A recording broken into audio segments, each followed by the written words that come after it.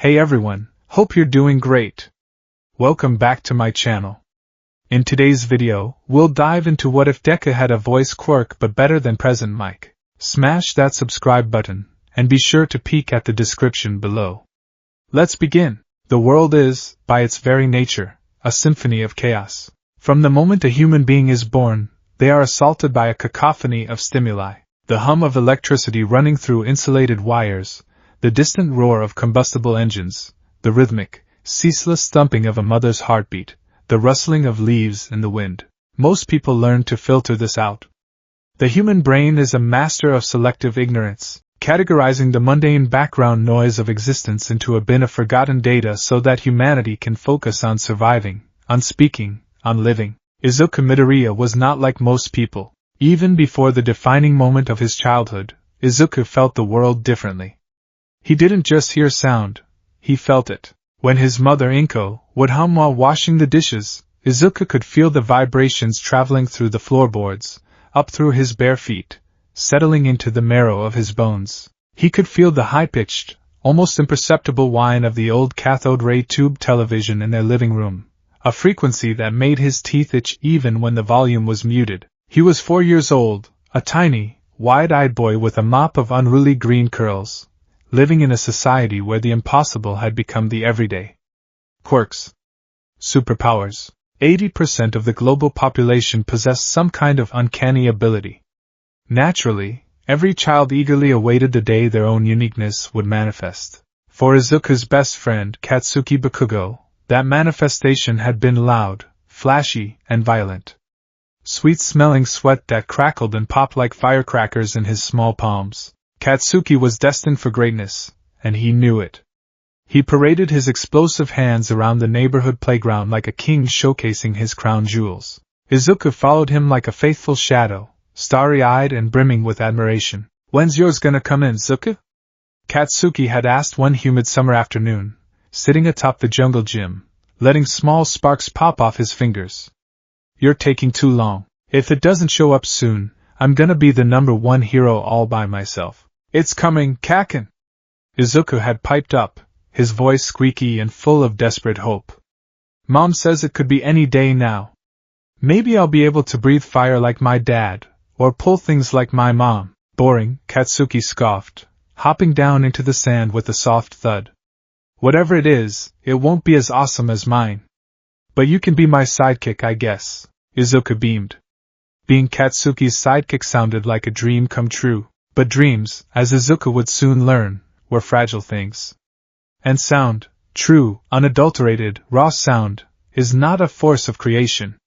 It is a force of kinetic destruction. It happened later that same afternoon. The air was thick, heavy with the oppressive heat of the Japanese summer. A group of older kids from down the street had wandered into the playground. They were rough, impatient, and didn't care much for a 4-year-old taking up the main swings. Katsuki, ever the fiercely territorial child, had stepped up to them, sparks dancing in his palms. "Hey! We're using this. Get lost, extras!" One of the older boys, a kid with a minor gigantism quirk that made him twice Katsuki's size, merely sneered. He shoved Katsuki hard. Katsuki stumbled back, but before he could retaliate, the boy kicked sand directly into Katsuki's face. Izuku panicked. Seeing his idol, his invincible best friend, suddenly blinded and coughing on the ground triggered something deep, primal, and terrifying within his chest. It wasn't just fear. It was a physical pressure building in his lungs, expanding his ribcage to an unnatural degree. It felt as though he had swallowed a thunderstorm. The air around him suddenly dropped in pressure, a vacuum forming as his tiny body drew in an impossible amount of oxygen. His vocal cords pulled taut, vibrating at a frequency that shouldn't have been biologically possible for a human being. The skin of his throat flushed a deep, violent red, veins bulging against his neck. Izuku opened his mouth. He didn't mean to attack. He just wanted the older boys to stop. He just wanted to cry out for them to leave Kaken alone. What came out of his mouth was not a child's cry. It was a localized apocalypse. Boom! The sheer kinetic force of the sound wave ruptured the air itself. It wasn't a noise. It was a solid wall of concussive force. The physical shockwave erupted from Izuku's mouth in a blindingly fast, rippling distortion of the atmosphere. The three older boys were instantly picked up and hurled backward through the air as if struck by a speeding freight train. They slammed into the chain-link fence at the edge of the park, bending the metal outward before crumpling to the grass, unconscious. The shockwave didn't stop there. It expanded radially, tearing up the grass, obliterating the sandbox, and snapping the wooden beams of the jungle gym like dry twigs. Then, it hit the buildings.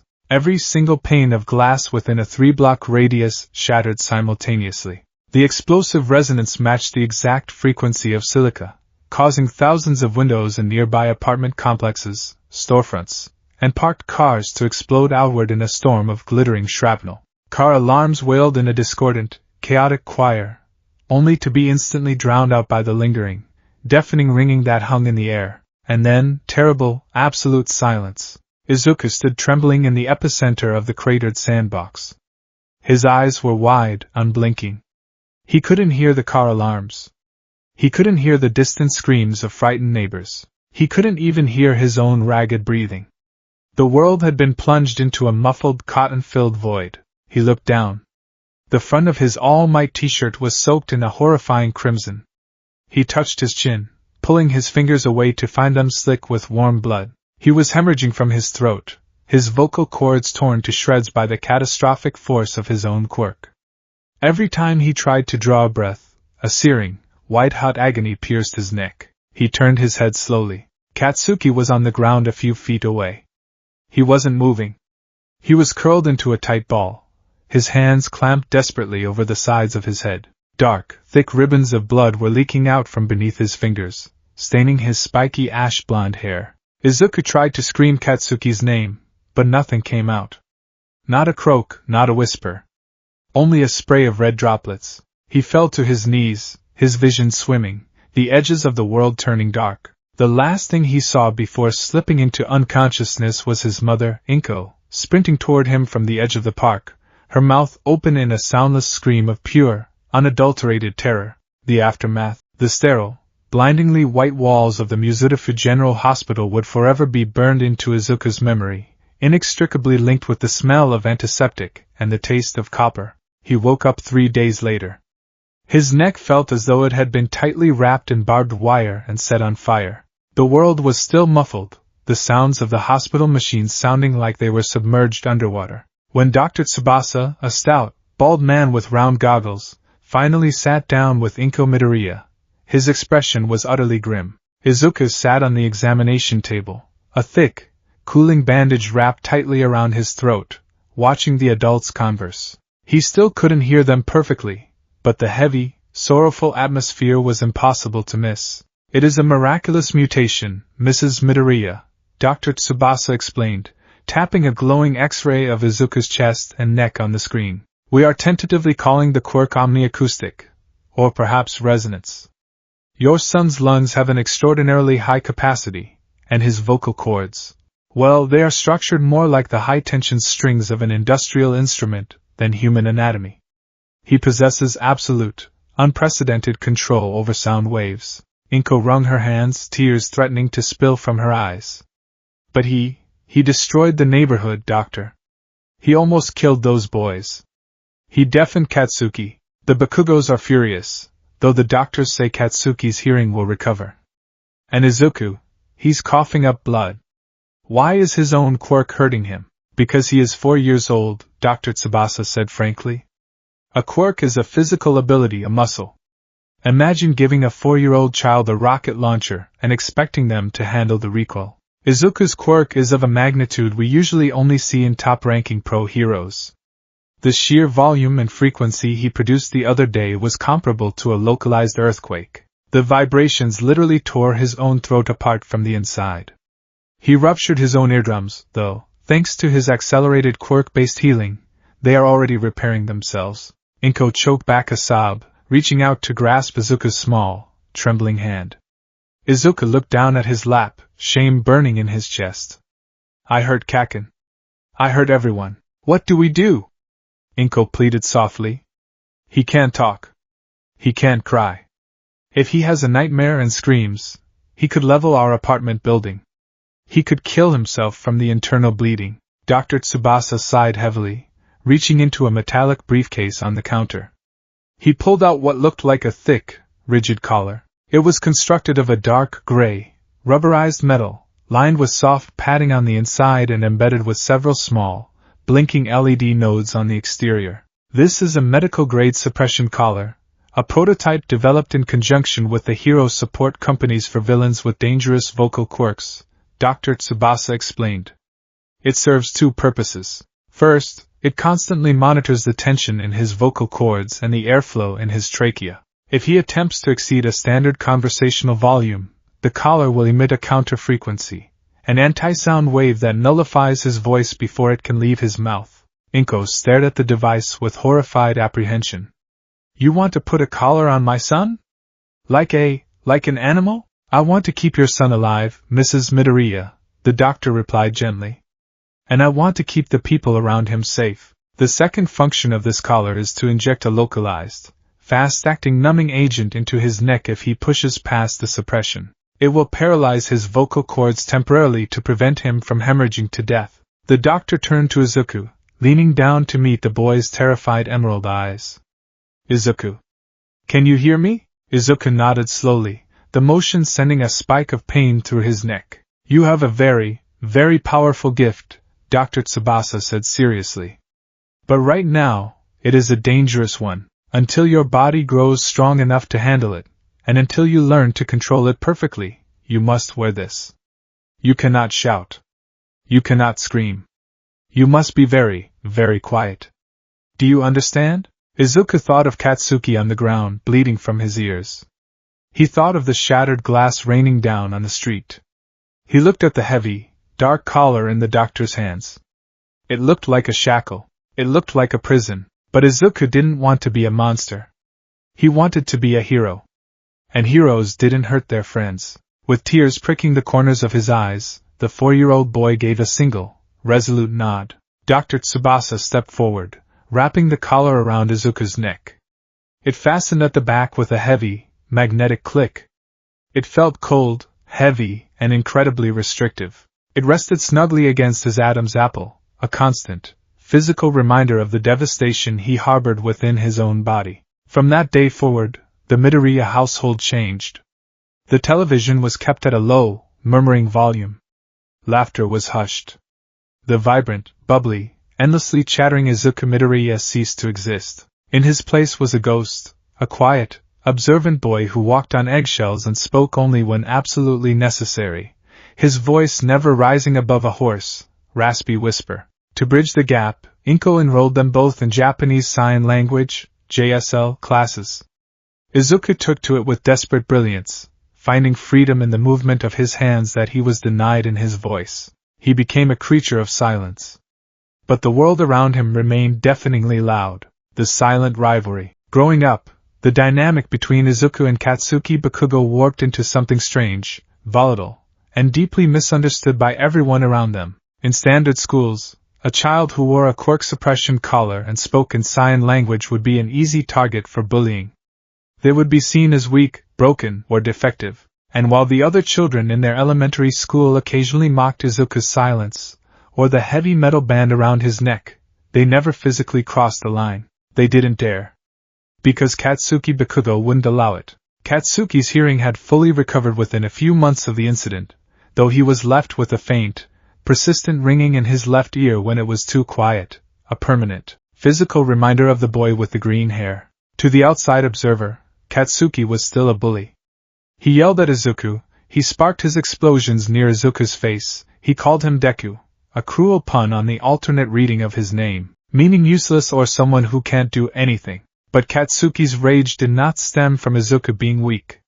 His rage stemmed from the fact that he knew exactly how strong Izuku was, and Izuku refused to show it. It was a crisp autumn day when they were 8 years old. They were behind the school, near the edge of a small wooded area. Katsuki had just finished showing off a new move, using his explosions to propel himself up the trunk of an oak tree, landing neatly on a thick branch before dropping back down with a triumphant grin. His lackeys, a kid with extendable fingers and another with small, bat-like wings, cheered loudly. Izuku stood at the edge of the group, his hands resting on the straps of his yellow backpack, the dark suppression collar stark against his pale skin. He offered Katsuki a small, genuine smile, raising his hands to sign. That was amazing, Kaken. Your control is getting so much better. Katsuki's grin vanished. His crimson eyes narrowed, locking onto Izuku's signing hands. The sheer, peaceful serenity on Izuku's face ignited a furious fire in Katsuki's gut. Stop doing that, Katsuki snarled, stepping forward. Izuku blinked, lowering his hands. He tilted his head, a question in his wide eyes. Stop looking at me like that, you damn nerd, Katsuki spat, small pops of nitroglycerin snapping from his palms. Like you're some kind of enlightened monk or something. Take that stupid thing off your neck. Izuku immediately reached up, his fingers brushing the cold metal of the collar defensively. He shook his head sharply, signing with one hand. I can't. It's dangerous. Dangerous to who? Katsuki yelled, closing the distance and grabbing Izuku by the collar of his uniform shirt, hauling him up onto his toes. The other boys backed away, intimidated by Katsuki's sudden fury. To me? You think I can't handle it? You think I'm weak? Izuku's eyes widened in panic. No, he signed frantically, his fingers a blur. Kaken is the strongest. I just don't want to hurt you. Stop looking down on me. Katsuki roared. The heat radiating from his hands was scorching. You blew away 3 middle schoolers when you were 4 years old. You have a quirk that could level a building, and you just sit there, whispering and waving your hands around like a coward. Fight me, Deku. Take that collar off, open your damn mouth, and fight me. Izuku stared into Katsuki's blazing red eyes. He could see the insecurity hiding beneath the fury. Katsuki's entire worldview was built on a simple hierarchy. Strength dictated worth. Katsuki was at the top because his explosions were the strongest.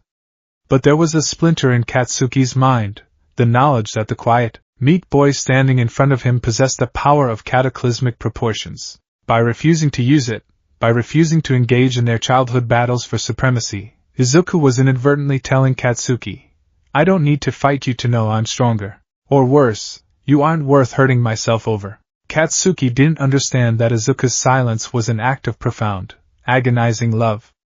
Izuku would rather be called a coward every day of his life than risk rupturing Katsuki's eardrums ever again. He would rather swallow his own voice than see blood on his best friend's face. Izuku didn't fight back. He just looked at Katsuki with those soft, unwavering green eyes and spoke. It was a raspy, quiet whisper, the vocal cords strained and ruined by past trauma. But the conviction behind it was harder than steel. I won't fight you, Kaken, Izuku whispered. A hero's quirk is for saving people, not for hurting friends. Katsuki stared at him, his breathing heavy. For a second, he looked almost struck. Then, his face contorted in absolute disgust. He shoved Izuku backward, sending him tumbling into the dirt. You're pathetic, Katsuki sneered, turning his back on him. You're never gonna be a hero like this, Deku. A hero who can't even raise his voice is just a liability. Keep the collar on. Keep your mouth shut. It's where you belong. Katsuki stalked off, his lackeys scrambling to follow him. Izuku remained on the ground, dusting the dirt off his knees. He reached up, his fingers tracing the LED lights of his collar. He's wrong, Izuku thought, a quiet, unshakable fire burning in his chest. I'm going to figure this out. I'm going to find a way to make my voice save people. The Science of Silence, age 14. 10 years had passed since the incident at the playground. Izuku Midoriya was now a third-year student at Aldera Junior High. Physically, he hadn't changed much. He was still small for his age, with an unruly mop of green hair and a smattering of freckles across his cheeks. The suppression collar, however, had evolved. Thanks to the constant advancements in support gear technology, it was no longer a bulky, suffocating brace. It was now a sleek, low-profile band of polished black carbon fiber that rested comfortably against the base of his throat. It looked more like a piece of high-end cyberpunk fashion than a medical restraint. It still performed the same function, monitoring his vocal output and ready to deploy anti-sound waves or paralyzing agents if he crossed the threshold, but it gave him a much wider range of motion. Mentally, Izuku was a genius of a highly specific discipline, acoustics. He didn't just understand sound, he had spent the last decade studying it with a terrifying obsession. His hero analysis for the future notebooks weren't just collections of fanboy scribbles, they were highly technical dissertations on resonant frequencies, kinetic wave propagation, decibel limits, and the physics of echolocation. His idol, outside of the ubiquitous All Might, was the voice hero, Present Mic. On his morning commute to school, Izuku often found himself analyzing hero fights, but today was special. A massive villain, seemingly made of solid concrete and steel rebar, was tearing up the shopping district near Tatooine Station. Kamui Woods was struggling to bind him, and Death Arms couldn't dent his armor. Standing safely behind the police barricades, Izuku watched intently, his eyes darting across the scene. He had a brand new notebook, Volume 13, pressed against his chest. Suddenly, a sleek hero car skidded to a halt, and out leaped a tall man with gravity-defying blonde hair, wearing a black leather jacket and a massive directional speaker device around his neck. Present Mic! Izuku's eyes sparkled. The villain roared, hefting a massive chunk of asphalt. Hey hey hey, listeners! Present Mic bellowed, striking a dramatic pose. He took a deep breath, and Izuku watched the mechanics of the hero's support gears shift. Let's turn the volume up. Present Mic unleashed a devastating scream. The sheer volume was staggering, easily hitting the 150 decibel mark. The sound waves hit the concrete villain like a physical battering ram. The villain screamed in agony, dropping the asphalt and clutching his bleeding ears as the brute force of the sound knocked him off his feet, allowing Kamui Woods to swoop in and restrain him. The crowd cheered wildly. Izuku, however, was already writing furiously in his notebook. Present Mic's quirk is incredible, Izuku thought, his pencil flying across the page. But it's a sledgehammer. He relies entirely on raw, destructive amplitude. He has to use a heavy directional speaker support item to focus the sound. Otherwise, he'd deafen everyone around him, including the police and civilians. It's incredibly inefficient. The energy loss from omnidirectional sound propagation means he's wasting over 60% of his quirk's potential. Izuku paused, tapping the eraser against his chin. He reached up, pressing 2 fingers against his own throat, just above the collar. Unlike Mic, Izuku's quirk wasn't just about volume. It was about control. When Izuku closed his eyes and concentrated, he could hear the heartbeat of the police officer standing 10 feet away. He could hear the faint, high-pitched scratching of a rat scurrying through the sewers beneath the street. Over the years, he had realized he could emit frequencies far beyond the human range of hearing. He had inadvertently discovered echolocation at age 10, clicking his tongue softly against the roof of his mouth and feeling the sound waves bounce back to him, painting a perfect 3-dimensional map of his surroundings in his mind. If he didn't have the collar limiting his amplitude, if he could just harness his own resonance, I wouldn't need to shout to defeat that villain, Izuku analyzed silently. Concrete has a resonant frequency. If I matched the specific pitch of the concrete binding his body, I could shatter his armor with a steady hum, completely bypassing the need for concussive force. No shattered windows. No ruptured eardrums. A scalpel, not a sledgehammer. That was what Izuku wanted to be. He finished his notes, slipping the book into his yellow backpack, and hurried off toward Aldera Junior High. The classroom at Aldera was loud. Teenagers were inherently loud creatures. Izuku sat quietly at his desk near the back, looking out the window. He was a phantom in the ecosystem of the school. He spoke to no one, and no one spoke to him, unless it was to ask for notes. The homeroom teacher walked in, slapping a thick stack of papers onto the podium. All right, you're all third years now. It's time to start thinking seriously about your futures. I'm going to hand out these career aptitude tests. But, who am I kidding? You all want to go to the hero track, right? The classroom erupted in cheers, students flashing their quirks, stretching arms, glowing eyes, minor telekinesis. Yes, you all have wonderful quirks, the teacher laughed. But remember, there are strict rules against using them in public. Now let's see. Bakugo, you're aiming for UA High School, aren't you? The chatter instantly died down. Katsuki Bakugo leaned back in his chair, his feet propped up on his desk. He looked bored, but the arrogant smirk playing on his lips betrayed his immense pride. "Don't lump me in with these background characters, Teach," Katsuki scoffed, his voice carrying clearly through the silent room. "They'd be lucky to end up as sidekicks to some busted D-lister. Me? I aced the mock test. I'm the only one at this crappy school who has a chance at UA. I'm gonna surpass All Might and become the top hero." The class grumbled, but no one dared argue. Katsuki was a prodigy. His explosion quirk had grown terrifyingly powerful, his physical combat skills were unmatched, and his grades were flawless. "Oh, right," the teacher said, glancing at his clipboard. "Midoriya. You're applying for UA too, aren't you?" The silence that fell over the room this time was entirely different. It was the heavy, suffocating silence of a bomb about to go off. Every head turned toward the back of the room. Izuku froze, his hand tightening around his pencil. He kept his eyes fixed firmly on the grain of his wooden desk. "Midoriya?" One of the students whispered loudly. "The mute kid? He can't even talk without his collar shocking him. How the hell is he supposed to pass the hero exam? I heard his quirk is just making loud noises. Basically useless." Crash. Katsuki's fist slammed down on Izuku's desk, an explosion detonating against the wood, searing a black, smoking handprint into the surface. Izuku flinched back, instinctively raising his arms to protect his face. "Listen to me, Deku," Katsuki snarled, leaning over the desk.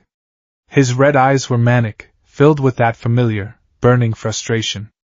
"Forget the crappy quirks of these extras. You've spent 10 years pretending you're some fragile little pacifist. You haven't taken that collar off once. You haven't used your quirk to fight ever." Katsuki grabbed the front of Izuku's uniform, pulling him close.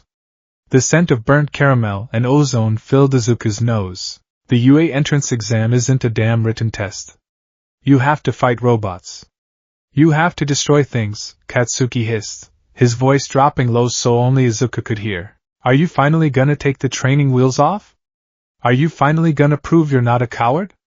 Because if you think you can waltz into UA, relying on your little sign language and whispering, I'll kill you myself before the robots even get a chance." Izuku looked steadily at Katsuki.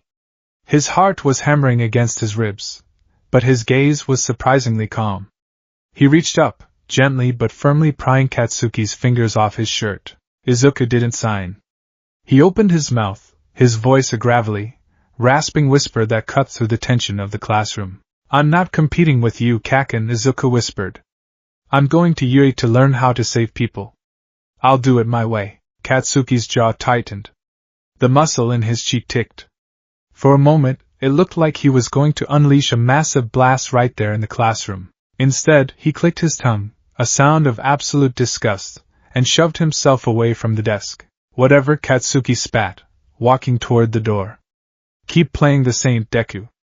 You'll get yourself killed out there in the real world." The breath of the void. The real world, as Katsuki so eloquently put it, had a funny way of manifesting when it was least expected. The afternoon sun was beginning to dip below the horizon, casting long, bloody shadows across the city of Mizurufu. Izuku was taking his usual route home, a quiet path that led through an underpass beneath a major highway. He liked this route. The concrete walls offered fantastic acoustic reflections, and he often practiced his echolocation here, clicking his tongue and visualizing the structural integrity of the bridge above him. He was thumbing through his notebook, rereading his notes on present mic, when he heard it. It wasn't a footstep. It was a wet, sloshing sound. The sound of viscous fluid shifting against concrete. Izuku stopped. He closed his eyes, tilting his head. Click. The sound wave bounced off the walls and returned to him in milliseconds. The acoustic map in his brain formed a horrifying image. Something massive, amorphous, and predatory was rising from the manhole cover directly behind him. He spun around, dropping his notebook. A towering mass of dark green sludge loomed over him. Two massive, bulbous eyes and a jagged mouth full of yellow teeth floated within the liquid mass. A medium-sized meat suit. The sludge villain gurgled, its voice wet and guttural. Perfect to hide in. Don't fight, kid. It'll only hurt for about 45 seconds. Then it'll all be over. Izuku didn't have time to react. The sludge lunged forward like a tidal wave. Before Izuku could even raise his arms, the viscous liquid slammed into him, wrapping around his limbs, his chest, his face. The sludge forced its way into his mouth and up his nose. The sensation was agonizing. It tasted like raw sewage and rotting garbage. Izuku thrashed wildly, his hands tearing at the fluid, but his fingers slipped harmlessly through the gelatinous mass. He was suffocating. His lungs burned, screaming for oxygen. Panic, raw and unadulterated, seized his mind. I'm going to die, he realized, his vision blurring with tears. Right here. Alone, instinct took over. He needed to blast the sludge away. He needed to use his quirk. He drew in as much of a breath as his restricted chest would allow, his vocal cords tightening into high-tension wires. He focused all his desperation into his throat, preparing to unleash a sonic boom. He opened his mouth and screamed, beep beep beep. The collar around his neck flared red. Instantly, the device emitted a perfectly phased, inverted sound wave. The anti-sound collided with Izuku's voice as it left his lips, canceling the frequencies out completely. What should have been a devastating shockwave was reduced to a pathetic, silent gasp. Worse yet, the collar detected the immense strain on his damaged vocal cords. Two tiny, microscopic needles shot from the inner lining of the collar, plunging into his neck and injecting a fast-acting paralyzing agent into his throat. Izuku gagged. The muscles in his neck went completely limp. He couldn't speak, he couldn't scream, he couldn't even try again. He was completely, utterly powerless. Nice try, kid, the villain laughed, the sludge tightening around Izuku's throat. But it looks like that fancy collar of yours just did my job for me. Stop struggling. Izuku's eyes rolled back. The edges of his vision faded to black. He reached out weakly, his fingers grasping at the empty air. I just wanted to be a hero. Then, the manhole cover blasted into the ceiling of the underpass with the force of an artillery shell. Fear not, young man. A voice boomed, echoing with such power and charisma that it seemed to physically shake the concrete walls.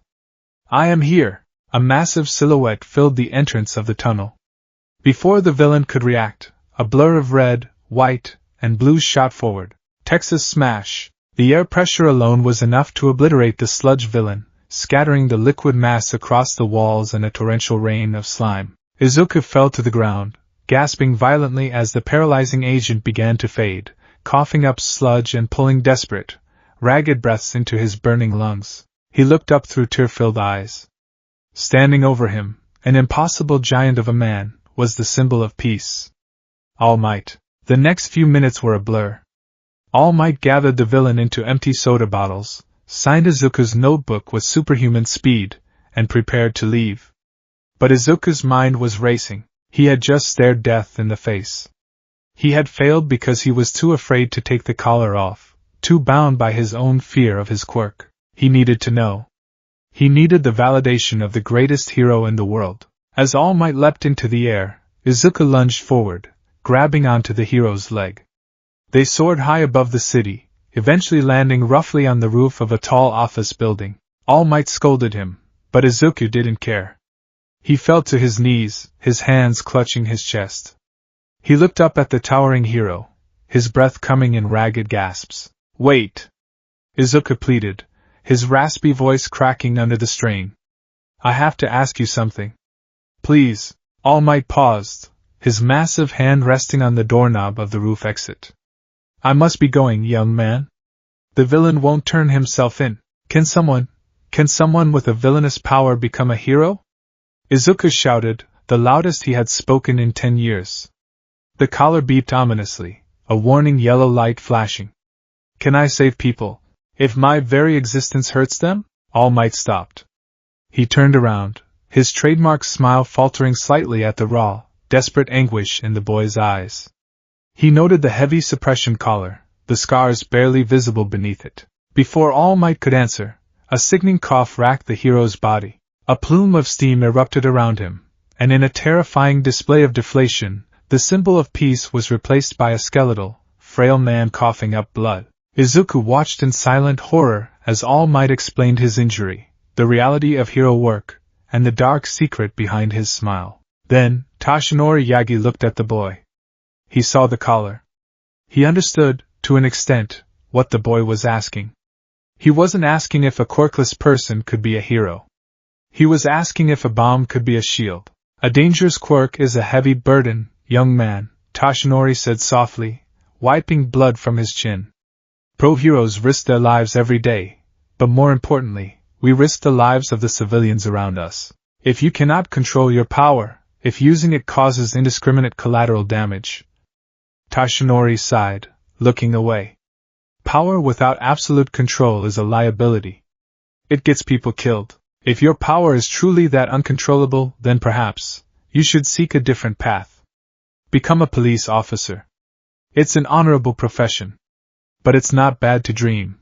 Just make sure your dreams are realistic. Toshinori turned and opened the door, disappearing into the stairwell. Izuku remained on the roof. The wind howled around him. He felt hollow. The symbol of peace had just validated his deepest, darkest fear. His silence wasn't a noble sacrifice. It was proof that he wasn't fit to be a hero. He was too dangerous. He was a liability. Slowly, numbly, Izuku walked down the stairs. He wandered the streets of Muzurifu, a ghost haunting his own life. The world was deafening around him, but he heard none of it, until the explosion shook the very earth beneath his feet. Boom! Izuku snapped out of his trance. He looked up. Plumes of thick, black smoke were rising into the orange twilight sky just a few blocks away in the Tatooine shopping district. The ground vibrated violently. Instinct drove him forward. He ran toward the smoke, pushing his way through the growing crowd of onlookers. When he reached the front, his blood ran completely cold. The shopping district was a war zone. Fires raged out of control, consuming storefronts. The heroes, Kamui Woods, Death Arms, Empty Lady, and Backdraft, were standing on the periphery, looking helpless. The alleyway was too narrow for Empty Lady. The fires were keeping Kamui Woods at bay, and Death Arms couldn't get close enough to strike. In the center of the inferno was the sludge villain. He had escaped All Might's bottles. And he had taken a new hostage. The hostage was fighting back violently, unleashing massive, desperate explosions that were only fueling the surrounding fires. The villain was using the boy's quirk against him, using him as a weapon to keep the heroes at bay. Izuku's eyes locked onto the hostage's face, ash blonde hair, crimson eyes wide with agony and suffocation. Katsuki? It's no use. Death Arms yelled over the roar of the flames. We can't get close. We have to wait for someone with a suitable quirk. He's suffocating. A civilian screamed. The kid's gonna die. Izuku stood frozen. His mind raced. He remembered All Might's words. Power without absolute control is a liability. It gets people killed. He couldn't do anything. He had no control. If he used his voice here, if he screamed, the shockwave would obliterate the buildings. The collapsing debris would crush Katsuki, the heroes, and the civilians. If he used his quirk, he would kill his best friend faster than the villain could. He gripped the fabric over his chest. He was useless. He was Deku. Then, through the roaring flames, through the chaotic shouting of the heroes, Katsuki's eyes met his. Katsuki wasn't pleading for help. He wasn't crying. Through the sludge suffocating him, his eyes were burning with a fierce, defiant fury. It was the exact same look he had given Izuku when they were 8 years old behind the school. Are you finally gonna take the training wheels off? Are you finally gonna prove you're not a coward? Time seemed to slow to an agonizing crawl. The ambient noise of the crowd, the roaring fire, the sirens, it all faded into a dull drone in Izuku's mind. He closed his eyes. He stopped listening to the chaos, and he started feeling the resonance. He could hear Katsuki's heart. It was beating frantically, a rapid, terrifying drumbeat of impending death. He could hear the bubbling, shifting frequency of the sludge holding him captive. He could hear the exact pitch of the flames consuming the air around them. A sledgehammer, Izuku thought, his hands slowly rising toward his throat. Present Mike uses a sledgehammer. But I am a scalpel. He opened his eyes. They burned with a cold, terrifying emerald fire. He didn't need to scream. He didn't need to destroy the street. He just needed to match the resonant frequency of the villain's liquid mass and vibrate it until it lost its cohesive structure. It was theory. He had never tested it.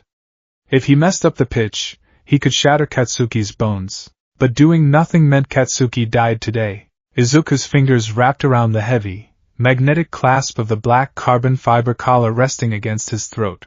Hey! Kid! What are you doing? Death Arms shouted, noticing the boy stepping past the police barricade. Get back here! It's too dangerous. Izuku ignored him. He took another step forward into the blistering heat of the alleyway. 10 years, Izuku thought.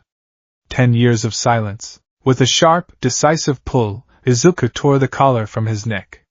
The heavy metal clattered onto the pavement, a sound that seemed echoing in the sudden, eerie quiet that had descended upon Izuku's mind. He took a deep breath. The air rushed into his highly evolved, impossibly large lungs, expanding his chest. The raw, unfiltered oxygen hit his vocal cords, and for the first time in a decade, Izuku Midoriya did not hold back the storm. He locked his eyes onto the sludge villain. He parted his lips, and he prepared to show the world the sound of a true hero. The world stopped. To the terrified onlookers, to the paralyzed pro-heroes, to the suffocating Katsuki Bakugo, the alleyway was a chaotic maelstrom of roaring flames, shattering glass, and the guttural, triumphant laughter of the sludge villain. But to Izuku Midoriya, stepping past the police barricade and into the blistering heat of the inferno, the world had been muted. He felt the heavy, carbon fiber collar slip from his fingers and clatter against the asphalt. The moment the metal lost contact with his skin, a phantom weight lifted from his trachea. For 10 years, that collar had been his leash, his muzzle, his constant, terrifying reminder that he was a danger to society. Now, he was just a boy with a quirk. And his best friend was dying. You fool! Stop right there! Death Arms roared, lunging forward to grab the boy's collar, only to grasp empty air as Izuku ducked beneath his thick arm. Kamui Woods lashed out with a wooden branch to ensnare him. Get out of the hot zone, kid! You'll be killed. Izuku ignored them. He didn't run wildly, nor did he charge with the blind, flailing panic of a civilian. His movements were precise, deliberate. He stopped exactly 20 paces from the undulating mass of dark green sludge that had engulfed Katsuki. The flames licked at his middle school uniform, singing the edges of his trousers, but Izuku didn't flinch. He planted his feet shoulder-width apart, rooting himself to the earth. What's this? The sludge villain gurgled, its massive, liquid eyes swiveling to look at the scrawny, green-haired boy standing before it. The villain shifted its grip on Katsuki, forcing another agonizing gasp from the blond boy's lungs. Another hero wannabe? Or just a little snack? I don't have time for you, brat. Burn! The villain manipulated Katsuki's right arm, pointing the boy's palm directly at Izuku.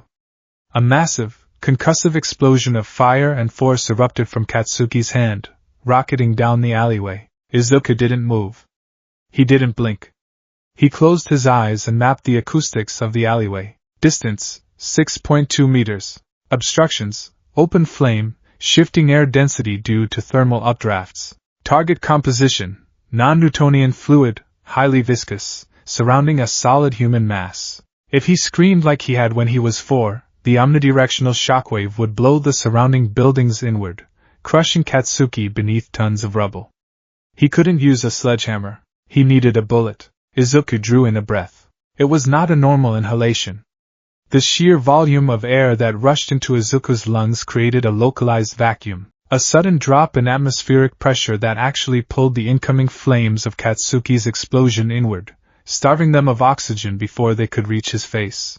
Izuku's chest expanded impossibly, his ribs flaring beneath his uniform shirt. Deep within his throat, his vocal cords, calloused, highly mutated ribbons of dense tissue, pulled completely taut. He pressed his tongue against the roof of his mouth, forming a narrow, perfectly calculated aperture with his lips. He wasn't going to shout. He was going to shoot. Izuku opened his eyes.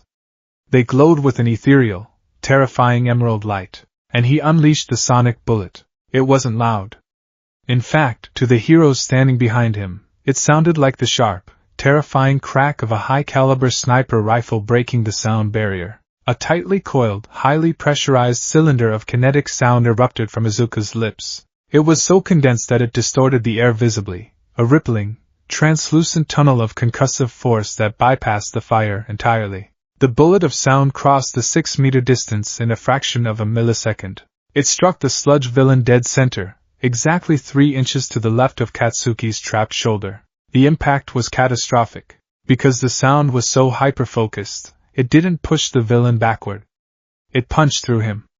The sheer kinetic vibration instantly destabilized the molecular cohesion of the sludge. The villain's liquid body didn't just splatter. It violently atomized around the entry wound, rippling outward in a massive, agonizing shockwave of displaced fluid. Geowarg! The villain shrieked, its grip on Katsuki instantly failing as its main mass was violently bifurcated. The high-frequency vibration forced the sludge to essentially boil away from the point of impact. Katsuki, suddenly freed from the suffocating pressure, fell forward, gasping for air. The remaining sludge splattered against the brick walls of the alleyway, reduced to harmless, quivering puddles. The immediate silence that followed was deafening. The roaring fire still crackled, but the ambient chaos of the crowd had vanished.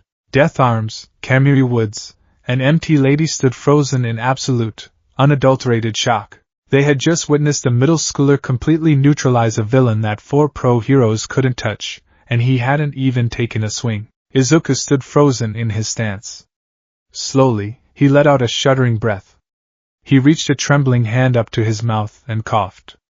A fine mist of red sprayed onto his palm. He swallowed hard, grimacing at the searing, coppery pain radiating down his trachea. The bullet had worked, but his vocal cords were utterly out of practice. The micro-tears in his throat throbbed in rhythm with his heartbeat. He didn't care. He looked up, his green eyes locking onto Katsuki. Katsuki was on his hands and knees, hacking up vile fluid, his eyes wide and trembling. He looked at the smoking crater in the brick wall 50 feet behind where the villain had been, a perfectly circular hole punched straight through the masonry by the sheer kinetic bleed-off of Izuku's voice. Then Katsuki looked at Izuku. The collar was gone. The boy who had spent 10 years speaking in whispers and sign language was standing tall, wiping blood from his chin, breathing heavily. For the first time in his life, Katsuki Bakugo had absolutely nothing to say. The spell was broken a moment later as the heroes finally snapped out of their stupor. Kamiri Woods rushed forward, his branches extending to scoop up the remaining puddles of the villain, while Death Arms and Backdraft sprinted toward the 2 boys. "Are you insane?" Death Arms bellowed, though his voice wavered slightly as he looked at Izuku. He grabbed the boy by the shoulders. "You could have been killed. What were you thinking, using a quirk like that without a license? You could have brought the whole street down on top of us." Izuku winced, his throat screaming in protest as he tried to speak. He opted to remain silent, bowing his head respectfully. He knew the lecture was coming. He knew the laws. But as he looked out of the corner of his eye and saw the paramedics rushing to check Katsuki's vitals, a small, triumphant smile ghosted across his lips. He had done it. He had controlled the monster in his throat. He had saved someone. The path diverges. The lecture lasted nearly an hour. The heroes berated Izuku for his recklessness, praising Katsuki for his resilience and powerful quirk, while simultaneously warning Izuku that vigilante quirk usage was a serious offense. Izuku took it all in stride. He simply nodded, his newly retrieved suppression collar resting safely in his pocket, opting not to put it back on just yet. By the time the sun had fully set, casting Muzurifu into the neon glow of streetlights, Izuku was finally allowed to leave. He walked slowly, his hands in his pockets, savoring the cool night air against his sore neck. The ambient noise of the city, the hum of traffic, the distant chatter of pedestrians, felt different now. It didn't feel like a threat. It felt like an ocean he was finally learning how to swim in. "Hey! DKU!" Izuku stopped. He turned slowly. Katsuki was storming down the sidewalk toward him, his school uniform singed and smelling of ash.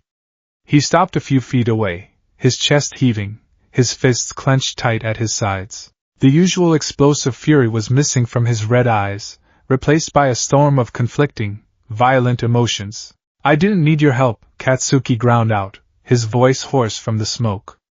"I was fine. I had it under control. Don't think for a second that I owe you anything, you hear me? I'm the one who's going to UA. I'm the one who's gonna be number one." Izuku looked at him. He didn't sign. He didn't look away. I know, Kaken, Izuku replied, his voice a low, gravelly rasp. The sound of him speaking aloud at normal volume made Katsuki flinch slightly. You're incredibly strong. But you were dying, and I couldn't just watch. Katsuki gritted his teeth, a muscle ticking in his jaw. He looked at Izuku's bare neck, staring at the faint, silver scars left behind by the 4-year-old incident. That move, Katsuki muttered, looking away. The sound. You focused it. It didn't touch me. I calculated the trajectory, Izuku said softly. I wouldn't have fired if I wasn't absolutely sure I wouldn't hit you. Katsuki scoffed, kicking a pebble off the sidewalk. Whatever. Don't think this makes us equals, nerd. You've still got 10 years of catching up to do. With that, Katsuki shoved his hands in his pockets and stormed off into the night, his back rigid. Izuku watched him go, a genuine smile breaking across his face.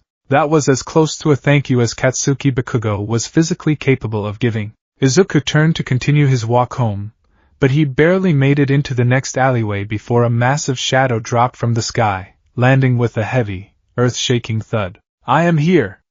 All Might announced, striking a dramatic pose under the flickering street lamp. Izuku jumped, his eyes widening. All Might?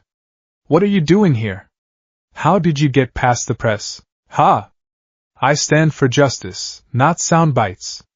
All Might laughed, before immediately hacking up a mouthful of blood and deflating into his skeletal, civilian form. He wiped his mouth with the back of his oversized sleeve, coughing violently. Ah, damn it. Are you okay? Izuku rushed forward, his hands hovering uncertainly. I am fine, young man, Toshinori said, holding up a placating hand. He leaned against the brick wall, his sunken blue eyes fixing onto Izuku with an intensity that made the boy's breath hitch. I came here to apologize. And to correct a mistake. Izuku blinked, confused. Apologize? For what? For what I said to you on that rooftop, Toshinori said gravely. I told you to be realistic. I told you that a dangerous quirk was a liability. I spoke as a hypocrite. The pro-heroes out there today, we had the quirks to fight, but we stood back because we were afraid of the circumstances. We were paralyzed.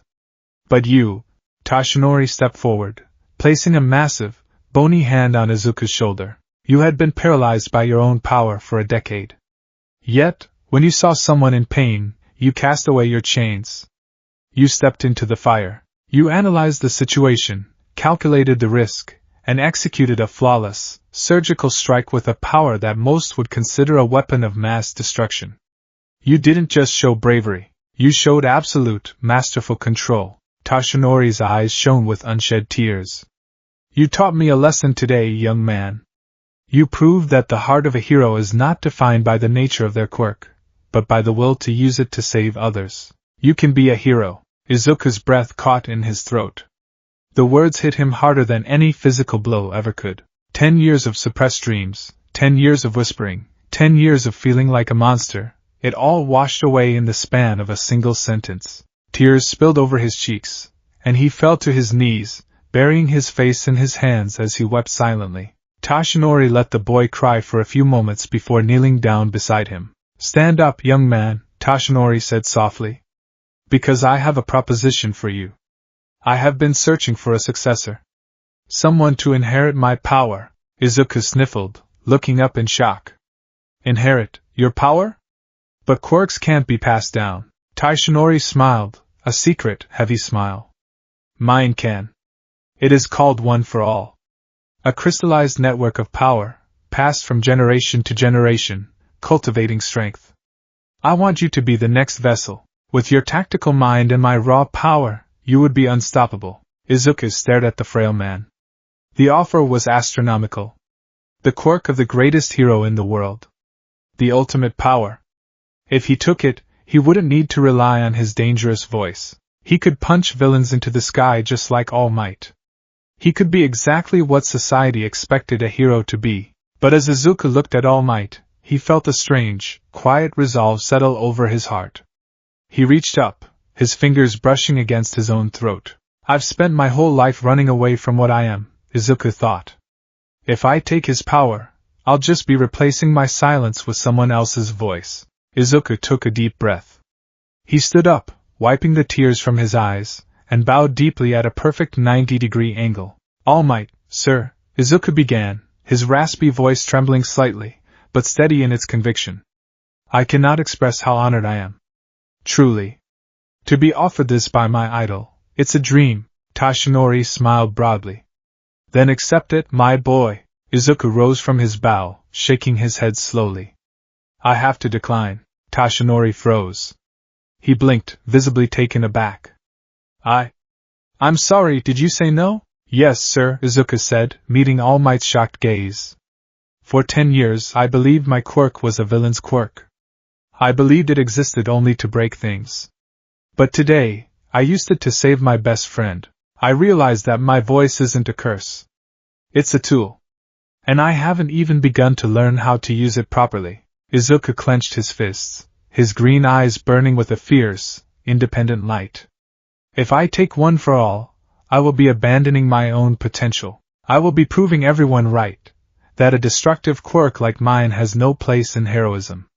I want to prove them wrong. I want to show the world that even a voice that shatters the sky can be used to protect the fragile things beneath it. I have to do this with my own power, All Might. Tashinori stared at the scrawny, green-haired boy. The silence stretched between them, heavy and profound.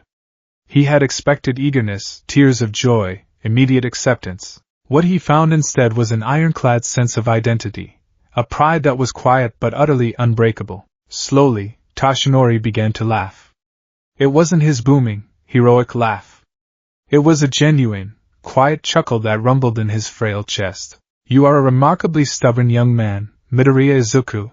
Tashinori smiled, his eyes softening with deep respect. And perhaps far wiser than I am. Very well. I respect your decision. But make no mistake, the path you are choosing is steep. A quirk of your magnitude requires a physical vessel capable of withstanding the recoil. If your body is not forged into steel, your own quirk will tear you apart. I know, Izuku said firmly. I'm ready to train. Then I look forward to seeing you at UA, young Midoriya, Tashinori said, turning to walk away into the shadows.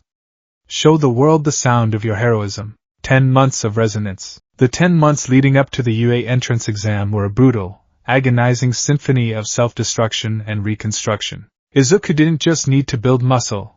He needed to mutate his own biology. He began frequenting the desolate, abandoned Dagoba Municipal Beach Park. While he did use the piles of illegal garbage for physical conditioning, hauling refrigerators and hauling tires to build his core and lung capacity, his primary training was acoustic. He stood at the edge of the roaring ocean, facing the crashing waves, and he sang. At first, he started with scales. Simple, resonant hums that matched the frequency of the crashing water. But as the weeks turned into months, he pushed himself. He removed the medical collar entirely. He screamed at the ocean. He unleashed concussive blasts that carved trenches into the sand and blew the crests off the incoming waves. Every session ended the same way, with Izuku coughing up blood, his throat raw and searing with pain. He would go home, drink a specialized honey and aloe concoction his mother made him, sleep, let his accelerated cellular regeneration repair the micro-tears in his vocal folds with slightly thicker, denser scar tissue, and do it again the next day. He was essentially forging a callus inside his own throat. Simultaneously, he refined his control. He brought glass bottles to the beach, placing them on rusted cars. He practiced humming at exactly 400 Hz, then 500, then 600, learning to find the exact resonant frequency of the glass. He learned how to shatter the bottles without disturbing a grain of sand beneath them. He practiced his echolocation endlessly, walking through the maze of junk with a blindfold on, clicking his tongue and mapping the world entirely through sonic reflection. He also redesigned his support gear. The medical collar was a crutch. Using blueprints he found online and scrap electronics, he built a new, tactical dampener. It looked like a sleek, metallic choker. It didn't force him to be quiet. Instead, it featured a manual dial. He could set the acoustic resistance. It allowed him to speak normally without fear of accidentally blowing out a window if he sneezed. But with the flick of a switch on his collarbone, the limiters would disengage entirely. By the time the morning of the UA entrance exam arrived, Izuku Midoriya was a completely different person. The scrawny, trembling boy was gone. In his place stood a young man with a lean, coiled physique, a calm, observant demeanor, and an aura of quiet, unshakable confidence. The maestro enters. The towering gates of UA High School loomed against the crisp morning sky. Izuku stood before them, adjusting the straps of his backpack. He took a deep breath, savoring the cool air as it flowed effortlessly into his massive lungs, free of the old, restrictive collar. He reached up, his fingers brushing the sleek, silver limiters of his new choker. He took a step forward, a small smile on his face. "I'm here." Suddenly, his ears twitched. A sharp intake of breath. The scuff of a sneaker slipping on smooth pavement. A slight shift in the ambient air pressure to his immediate right. Izuku didn't even turn his head. He swiftly stepped to the side, shooting his right hand out. His fingers clamped firmly around the wrist of a girl with round, rosy cheeks and a bob of brown hair, catching her just before her face could meet the concrete. "Whoa!" the girl gasped, her eyes wide as she found herself suspended midway through a fall. Izuku gently pulled her back onto her feet, releasing her wrist. "Careful. The pavement here is polished stone. It's slippery in the morning dew." His voice was still naturally raspy, a permanent side effect of the density of his vocal cords. But it was rich, calm, and perfectly audible. The girl blinked, her cheeks flushing a deeper shade of pink. "Oh. Thank you. I'm Uraraka Achiko. I totally tripped over my own feet."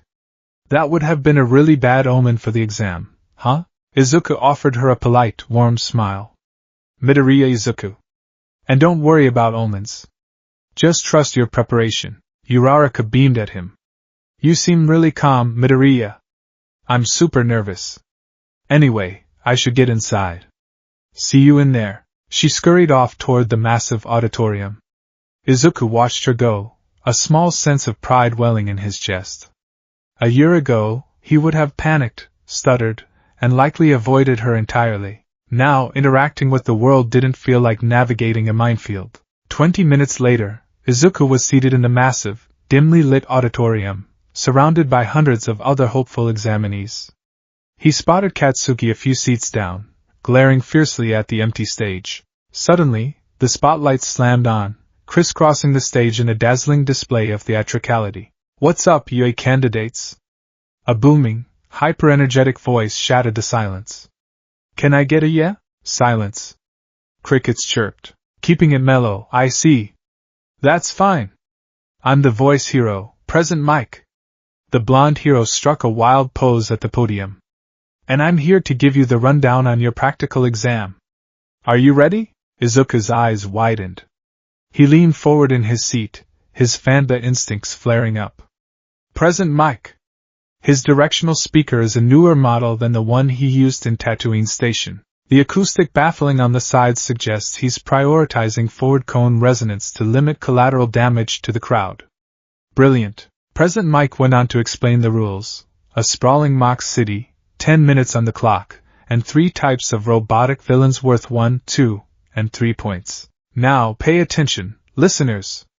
You'll be using your quirks to destroy these faux villains and rack up points. But remember, no anti-hero acts against other candidates. You're here to show us your plus ultra." A tall, blue-haired boy with glasses abruptly stood up, his arm chopping through the air like a machine. "Excuse me, sir. I have a question. On the printout, there are 4 types of villains. If this is a misprint, UA, the most prestigious academy in Japan, should be ashamed of such an error. Furthermore, you, with the unkempt hair." He pointed directly at Izuku. "You've been muttering under your breath this entire time. It's distracting. If you're not taking this seriously, leave at once." The entire auditorium turned to look at Izuku. Katsuki smirked, clearly waiting for Izuku to crumble under the pressure. Izuku didn't flinch. He looked up at the blue-haired boy, his expression neutral. "I was merely analyzing the acoustic design of present mixed support gear," Izuku replied, his raspy voice carrying surprisingly well through the silent room. "As for the 4th robot, if you look closely at the structural schematics on the handout, it lacks a point value and its chassis is disproportionately large. It's obviously an obstacle meant to be avoided, akin to a stage hazard in a video game. The blue-haired boy froze, his jaw dropping slightly as he looked back down at his paper. On stage, President Mick's jaw also dropped. He leaned over the podium, adjusting his orange sunglasses, staring directly at the green-haired kid. Whoa, the little listener just sniped my entire explanation before I could even read it. And what was that about my support gear? Ahem. Well said, examinee number 7111. President Mike recovered smoothly, giving Izuku a massive thumbs up. The little listener is exactly right. The zero-pointer is a massive obstacle, it'll go crazy in tight spaces. I recommend running away when you see it. Izuku nodded respectfully, leaning back in his chair. The blue-haired boy sat down stiffly, his face flushed. All right, that's enough from me. President Mike shouted. Go beyond. Plus Ultra. Head to your assigned battle centers. The Symphony of Destruction. Battle Center B was a breathtaking, life-sized replica of a metropolitan city. Towering skyscrapers of concrete and glass, crisscrossing intersections, and winding alleyways. Hundreds of nervous teenagers stood in a massive clump before the towering mechanical gates, stretching, hyping themselves up, and preparing their quirks. Izuku stood near the front, his eyes closed. He reached up to his throat. With a soft click, he disengaged the limiters on his choker. A faint, low-frequency hum immediately resonated in his chest, his vocal cords vibrating with anticipation. Right, let's see what we're dealing with, Izuku muttered to himself. He pressed his tongue to the roof of his mouth and let out a sharp, clicking sound. TCH. The sound wave shot forward, passing through the massive gates, bouncing off the concrete buildings, the asphalt streets, and the metallic chassis of the robots waiting inside. The echoes returned to Izuku's ears in milliseconds. In his mind's eye, the world turned into a glowing, green wireframe map. He could see everything. The exact layout of the streets for a 3-block radius. The heavy, rhythmic stomping of a 3-pointer 2 streets over. The whirring treads of a 2-pointer hiding in an alley just past the entrance. And... Start! President Mick's voice boomed from the overhead speakers. The gates hadn't even fully opened before Izuku bolted. He squeezed through the growing crack, leaving the confused crowd of teenagers in the dust. What are you waiting for? Mike yelled. There are no countdowns in real battles. Run, run, run! The crowd surged forward in a panic, but Izuku was already halfway down the first block. He skidded to a halt at a 4-way intersection. To his left, a massive, tread-based 2-pointer rolled out of an alley, its red optical sensor locking onto him. Target acquired, the machine droned mechanically. Izuku didn't take a fighting stance. He didn't clench his fists. He simply stood tall, took a shallow breath, and opened his mouth. He didn't scream. He emitted a sharp, incredibly high-pitched whistle. To the human ear, it was barely audible, a faint, piercing squeal that made dogs wince. But to the robot's delicate internal machinery, it was devastating. The frequency perfectly matched the resonant pitch of the silica glass covering the robot's optical sensors and the delicate gyroscopes within its primary processor. Crack! The robot's red eye instantly spiderwebbed and exploded outward in a shower of sparks and glass. The machine let out a horrific screech of grinding gears, its internal navigation systems completely scrambled by the high-frequency vibration. It spun wildly on its treads for a second before a small explosion rocked its head compartment, and it slumped forward dead. 2 points, Izuku whispered. He didn't stop moving. He pivoted on his heel and sprinted down the street. 3 1-pointers dropped from the roof of a nearby building, surrounding him. Izuku leaped into the air, twisting his body. He drew in a deep breath, focusing the air pressure into his chest.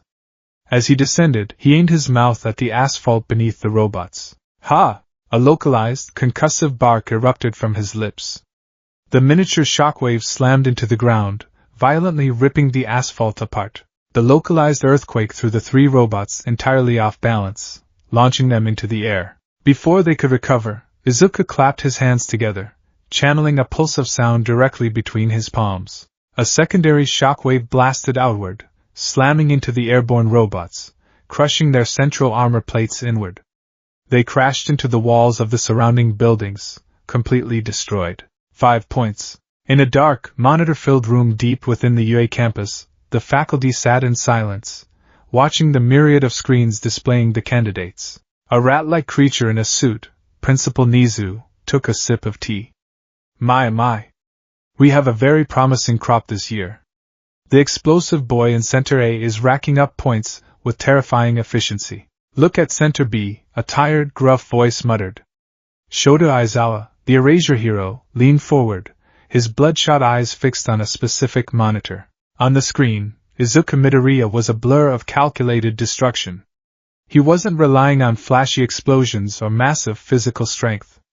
He was moving through the city like a maestro conducting a symphony. He would hum a low, rumbling note, and the hydraulic lines of a three-pointer would instantly burst, leaking fluid and paralyzing the machine. He would snap his fingers with acoustic enhancement, creating a sharp crack that shattered the audio receptors of nearby robots, rendering them blind and deaf. In the back of the room, President Mike was practically vibrating out of his seat. His hands were gripping the edges of his desk so hard his knuckles were white. Oh my God, Mike breathed, his usual boisterous persona entirely stripped away, replaced by pure, unadulterated professional. Are you seeing this, Eraser? Are you seeing what he's doing? He's destroying them, Aizawa said flatly. No, he's not just destroying them, Mike said, standing up, his eyes wide behind his orange glasses. He's dismantling them from the inside out using purely localized resonant frequencies. He's not using concussive force unless he has to. He's identifying the exact material composition of the robots on the fly, glass, steel, hydraulic fluid, and matching their natural pitch to shatter them. He's playing them like instruments. Aizawa's eyes narrowed. A voice quirk. Like yours, but with infinite precision. Better than mine, Mike admitted, a rare note of absolute reverence in his voice. My quirk is a sledgehammer. That kid, he's wielding a scalpel. And look at his movement. He's not searching for targets. He knows exactly where they are before he even turns the corner. Echolocation, Niza noted, his black eyes twinkling with interest. Fascinating. A truly omniacoustic quirk.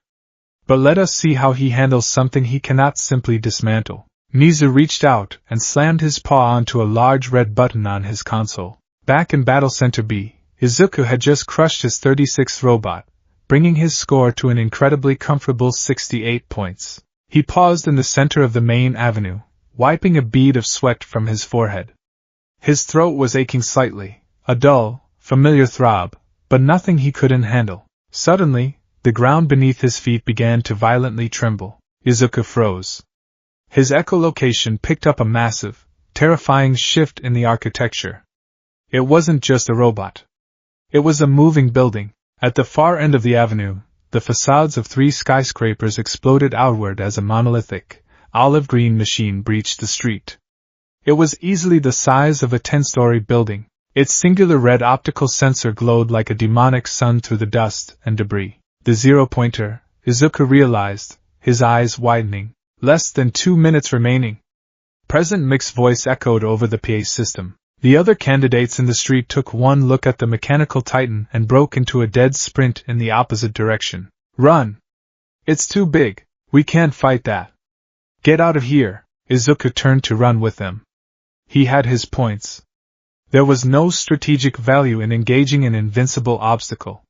He took 3 steps before a sound pierced through the chaotic grinding of the machine's treads. A sharp, terrified gasp of pain. Izuku spun around. Through the settling dust, near the massive treads of the approaching zero-pointer, a figure was pinned to the ground beneath a massive chunk of concrete rubble. It was Uraraka, the girl who had caught him at the gates. She was struggling frantically to push the debris off her legs, but she was trapped. The zero-pointer was rolling relentlessly forward, completely oblivious to the girl in its path. In less than 20 seconds, she would be crushed beneath its treads. The other candidates didn't see her. They were already gone. Izuku didn't hesitate. He didn't think about his score. He didn't think about his throat. He broke into a sprint, running directly toward the colossal machine. In the observation room, President Mike slammed his hands on the glass. He's going for the rescue. But what can he do against that? He can't match the resonant frequency of a mass that large. It's impossible! Izuku skidded to a halt between Uraraka and the approaching treads. The shadow of the massive robot engulfed them entirely. The machine raised a colossal, piston-driven fist, preparing to smash the street into oblivion. Midoriya! Uraraka cried out, tears streaming down her face. Run! It's too big. Izuku didn't look at her. He stared up at the towering monolith of steel and circuitry. Mike was right. He couldn't match the frequency of the entire machine. It was composed of dozens of different metals and alloys, but he didn't need to destroy the whole robot. He just needed to break its heart. Izuku focused his echolocation, shooting a pulse of sound directly up into the chassis of the machine. The sound waves penetrated the outer armor, mapping the internal structure. He found it. The central engine core, a massive, spinning turbine of highly pressurized plasma and steel, glowing violently in the center of the chest cavity. It was thick. It was heavily shielded. To shatter it, he couldn't just hum. He couldn't just use a sharp whistle. He needed volume. He needed absolute, terrifying amplitude, combined with pinpoint precision. Izuku reached up and gripped the silver choker around his neck. He didn't just turn the limiters off. With a sharp tug, he ripped the device completely off his neck, casting it aside. He planted his feet on the cracked asphalt, bending his knees slightly. He drew his arms back. He took a breath that seemed to pull the very oxygen out of the surrounding air, creating a swirling vortex of wind around his feet. The veins in his neck bulged, turning a violent shade of dark purple. The scar tissue in his throat tightened to its absolute physical limit. Izuku looked up at the descending fist. He opened his mouth, and Izuku Midoriya sang the song of destruction. It was a single, sustained, terrifyingly pure note. It wasn't a scream of rage. It was a note of such absolute, mathematically perfect resonance that it defied human biology. The sound wave erupted upward in a visible, spiraling column of translucent kinetic energy. The sound hit the zero-pointer's outer chest plating, but it didn't push it. It passed straight through the armor, vibrating through the metal like a ghost, until it reached the central turbine. The frequency of the note exactly, flawlessly matched the rotational frequency of the engine's core. For one agonizing second, nothing happened. The robot's fist continued to descend. Then, the note swelled. Izuku pushed the volume past 150 decibels, past 160. The air pressure dropped so drastically that the windows of the remaining buildings shattered simultaneously, blowing outward into the street. Inside the zero-pointer, the engine core could no longer withstand the resonant vibration. The steel warped, superheated, and instantly lost structural integrity. Boom! The explosion was magnificent. The entire central chest cavity of the colossal machine detonated outward from the inside. A massive fireball erupted from its back, blowing out its spine. The red optical sensor flickered, sparked, and died instantly. The machine's momentum vanished. The massive fist, inches from crushing Izuku and Uraraka, froze in midair, its hydraulic lines completely severed by the internal blast. Slowly, agonizingly, the headless, hollowed-out corpse of the mechanical titan fell backward, crashing into the foe city with an earth-shattering THOM that kicked up a shockwave of dust spanning 3 city blocks. Izuku stood in the street, his arms still raised. He slowly lowered his hands. He closed his mouth. The silence that followed was heavy, absolute, and filled with the settling of dust. Izuku turned to look down at Uraraka. She was staring at him with an expression of pure, unadulterated awe, her mouth hanging open. Izuku tried to offer her a reassuring smile, to tell her she was safe. He opened his mouth, but nothing came out. Instead, a thick, dark glob of blood spilled over his bottom lip, dripping onto the asphalt. The world tilted violently. The micro-tears in his vocal cords had finally burst under the immense strain. The pain was astronomical, a blinding white agony that shot straight into his brain. His eyes rolled back, and Izuku Midoriya collapsed onto the pavement, unconscious before he even hit the ground. Time's up, the judge's verdict. In the observation room, absolute pandemonium had broken out. President Mike was no longer at his desk. He was standing on top of his chair, gripping his hair, screaming at the top of his lungs in a mixture of horror, awe, and sheer musical ecstasy. "Did you hear that?" Mike bellowed, pointing wildly at the screen displaying the ruined zero-pointer. Did you hear that perfect C-sharp? He blew out a plasma turbine with a sustained C-sharp. That's not just heroism, that's art. That boy is a rock god. Calm down, Yamada, Aizawa snapped, though his own eyes were wide, staring at the motionless boy on the screen. He completely destroyed his vocal cords doing it. He's bleeding heavily. Recovery girl is already on her way. He sacrificed his own body to execute a flawless rescue, Midnight murmured, fanning herself, a flush on her cheeks. Such raw, unrestrained passion. He didn't even hesitate. He knew the recoil would be devastating, and he did it anyway. Principal Niza steepled his paws, a wide, terrifyingly intelligent smile spreading across his snout. Midoriya Izuku, Niza purred, looking at the boy's file. Quirk, omniacoustic. 68 villain points. And for that display of selfless heroism, an easy 60 rescue points. First place in the exam by a staggering margin. Niza looked up at Aizawa. I believe, Eraserhead, that you have a very interesting year ahead of you. Aizawa narrowed his eyes at the screen, watching as Recovery Girl's cart rolled up to the bleeding boy. The kid had a power that could rival All Might's in sheer destructive capability, but he possessed the control of a seasoned veteran. Yet he still had the reckless, self-sacrificing streak of a true hero. Aizawa pulled his capture scarf up over his mouth to hide his smirk. Yeah, Aizawa muttered. Looks like it. 1 week later, Izuku sat at the small dining table in his apartment. His throat was heavily bandaged, and the familiar, dark medical suppression collar was securely fastened around his neck. Recovery Girl had healed him, but the damage was severe enough that she ordered him to maintain absolute silence for a week while the new scar tissue settled. Inko Midoriya nervously placed a metallic disc on the table. It bore the UA seal. Izuku stared at it. He hadn't been able to ask about his score. He had assumed that since he had blown his throat out, he had failed to secure enough points. He pressed the button. A holographic projection sprang to life. All Might stood on the screen, wearing a loud yellow suit. I am here as a projection. All Might boomed. Izuku's eyes widened. All Might was teaching at UA, young Midoriya.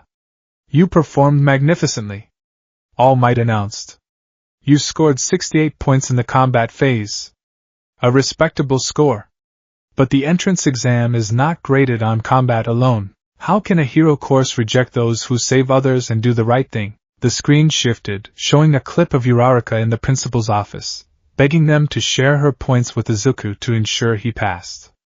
Izuku felt tears prick his eyes. Rescue points.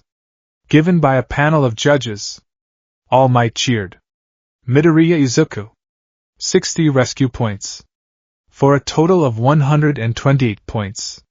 First place overall. Izuku gasped silently, his hands flying to his mouth. You prove that power is nothing without the will to protect, All Might said softly, his blue eyes looking directly into the camera, filled with pride.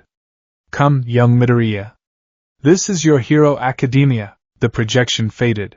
Inko burst into tears, throwing her arms around her son. Izuku hugged her back tightly, silent tears streaming down his face. He couldn't speak, but he didn't need to. The silence was no longer a prison. It was merely a rest between movements. The overture was finished.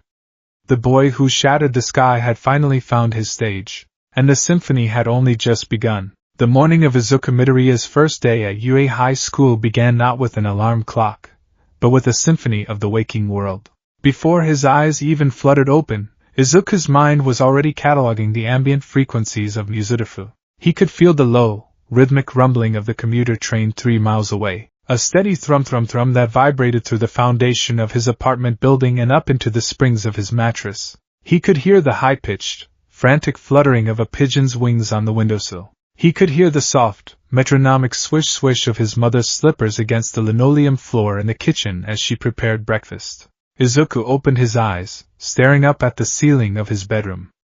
The posters of All Might and President Mike seemed to look down at him with an expectant, silent pride. He sat up and immediately reached for his throat. His fingers brushed against the thick, hardened cords of tissue beneath his skin. The entrance exam had been 10 months ago, but the memory of the agony, the sheer, tearing violence of unleashing a perfect C-sharp at 160 decibels, was still fresh. Recovery Girl had done wonders, accelerating his body's natural healing, but she had warned him that his vocal cords had mutated further in response to the trauma. They were thicker now, denser, resembling high-tension steel cables more than human anatomy. His voice had permanently dropped an octave, settling into a rich, resonant, and slightly gravelly baritone. Sitting on his nightstand was his new support item. It was a masterpiece of acoustic engineering, requested specifically through UA's support course channel upon his acceptance. It was a sleek, dark green metallic choker lined with a specialized kinetic-absorbing polymer. It wasn't a suppressor like his old medical collar, it was a tuner. It featured a dial that allowed Izuku to manually adjust the aperture of his vocal output, dampening his passive volume so he could speak normally without vibrating the glass out of the windows. He snapped it around his neck.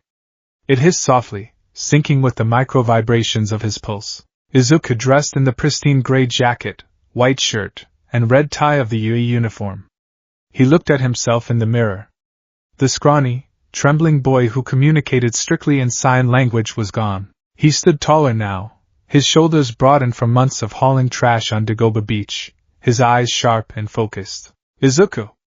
Breakfast is ready. Inko's voice called out from the kitchen. Coming, Mom, Izuku replied. His voice rumbled in his chest, vibrating the mirror slightly. He smiled, grabbed his yellow backpack, and walked out the door. The crucible of Class 1A, navigating the massive, labyrinthine corridors of UA High School was a daunting task. But Izuku used the soft, rhythmic clicking of his tongue to map the hallways via echolocation. The sound waves painted a perfect, three-dimensional wireframe in his mind, guiding him effortlessly past dead ends and confusing stairwells. He found the door to Class 1A. It was absurdly large, likely designed to accommodate students with gigantification quirks. Izuku took a deep breath, steeling himself, and slid the massive door open. Instantly, a wall of chaotic noise washed over him. Take your feet off that desk at once. A loud, authoritative voice was booming. Izuku recognized the tall, blue-haired boy from the entrance exam, the one who had called him out in the auditorium. He was standing over a desk with rigid, robotic posture, his arm chopping through the air. It is the first day of school. Are you trying to insult the great alumni of UA by scuffing school property? Sitting at the desk, leaning back with his feet propped aggressively onto the wood, was Katsuki Bakugo. His ash-blonde hair bristled with hostility, and his crimson eyes were narrowed into a furious glare. Like I care about some dusty old alumni, Four Eyes, Katsuki sneered, a small explosion popping dangerously in his palm. What middle school are you from anyway? You look like a stuck-up extra. I am Tenya Ida, from Semi-Private Academy. The boy declared proudly. Semi? So you're a damn elite, Katsuki chuckled darkly. Perfect. I'll have fun crushing you. Crushing me? You aspire to be a hero, yet you act like a villain. Ida gasped, scandalized. Before the argument could escalate, Ida caught sight of Izuku standing in the doorway. Ida immediately abandoned Katsuki, marching straight toward Izuku with purposeful strides. Izuku suppressed a sigh, bracing himself for another lecture. You are the boy from the auditorium, Ida said loudly, stopping inches away. Suddenly, Ida bowed at a perfect 90-degree angle. I must apologize. I completely misjudged you. You realize the true nature of the practical exam, the rescue points. I was blind to the administration's hidden test. You are clearly a superior candidate. Izuku blinked, taken aback by the sheer intensity of the apology. Oh. It's fine, Ida-kun. I didn't actually know about the rescue points. I just saw someone in trouble and acted. Modesty as well. Truly the mark of a hero. Ida praised, adjusting his glasses. Oh.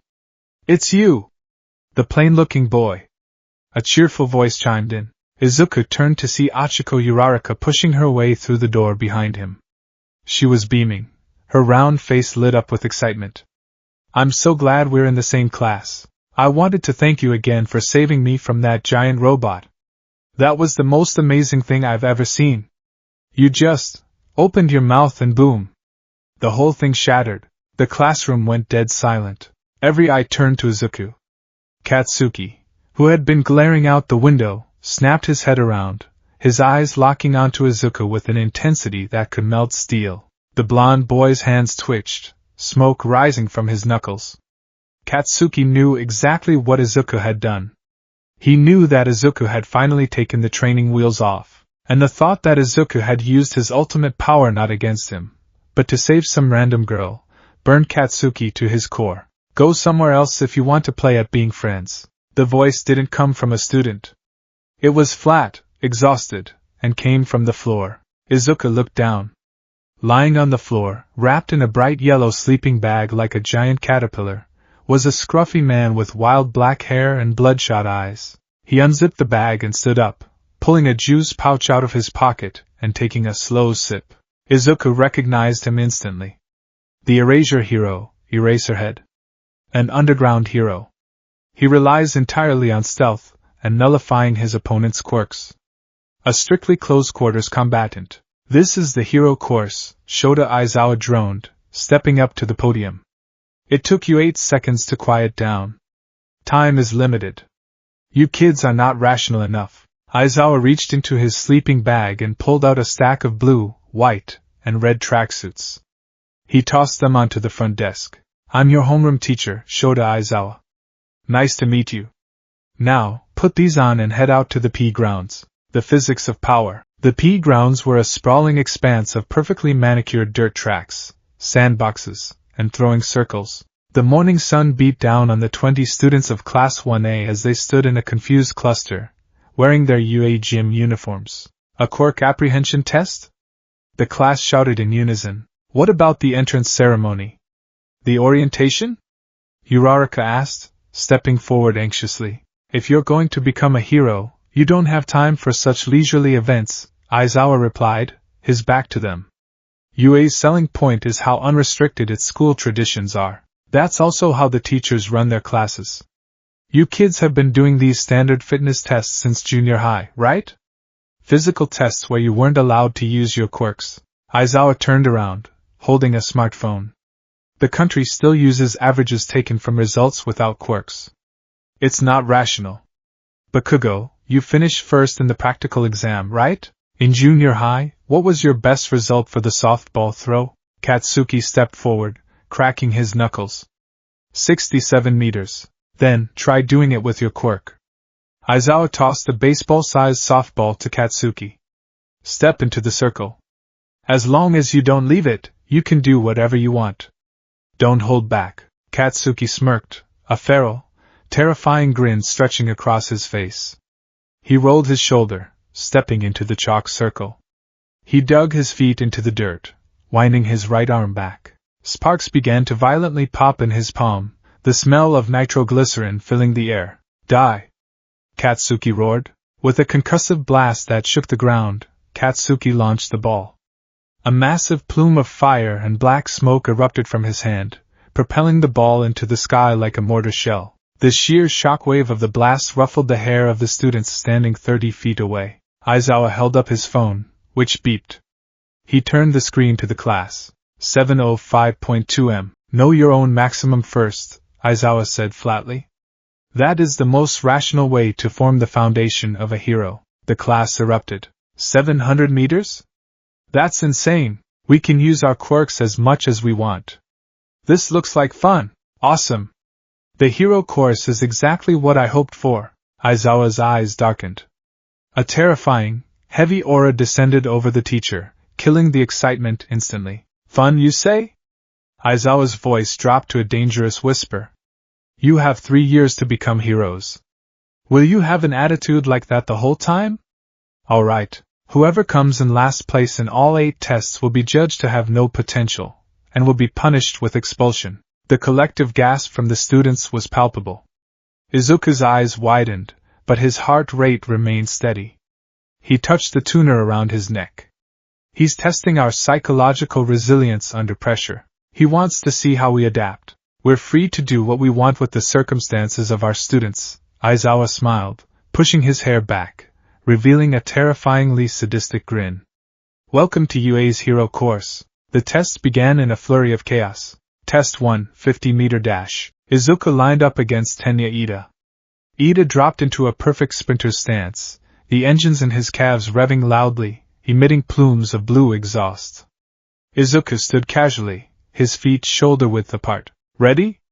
A small robotic voice chirped from the camera at the finish line. Izuku reached up and twisted the dial on his choker. The green LED flipped to red. The limiters were off. He took a shallow breath, feeling the air compress in his chest. He turned his head slightly, pointing his mouth downward and backward, over his left shoulder. Go! Ida launched forward like a bullet, his engines roaring. Izuku didn't run. He opened his mouth and unleashed a sharp, staccato HH. A localized, directional sonic boom erupted from his lips. The concussive wave of highly pressurized air blasted against the dirt behind him. The equal and opposite reaction propelled Izuku forward as if he had been fired from a cannon. He shot past Ida in a blur of green, the sheer kinetic force carrying him over the finish line in a millisecond. He twisted in midair, landing neatly on his feet, skidding slightly in the dirt to bleed off the momentum. 3.11 seconds. The robot announced. 3.04 seconds. It announced a moment later as Ida crossed the line, looking utterly bewildered. Incredible! Ida gasped, staring at Izuku.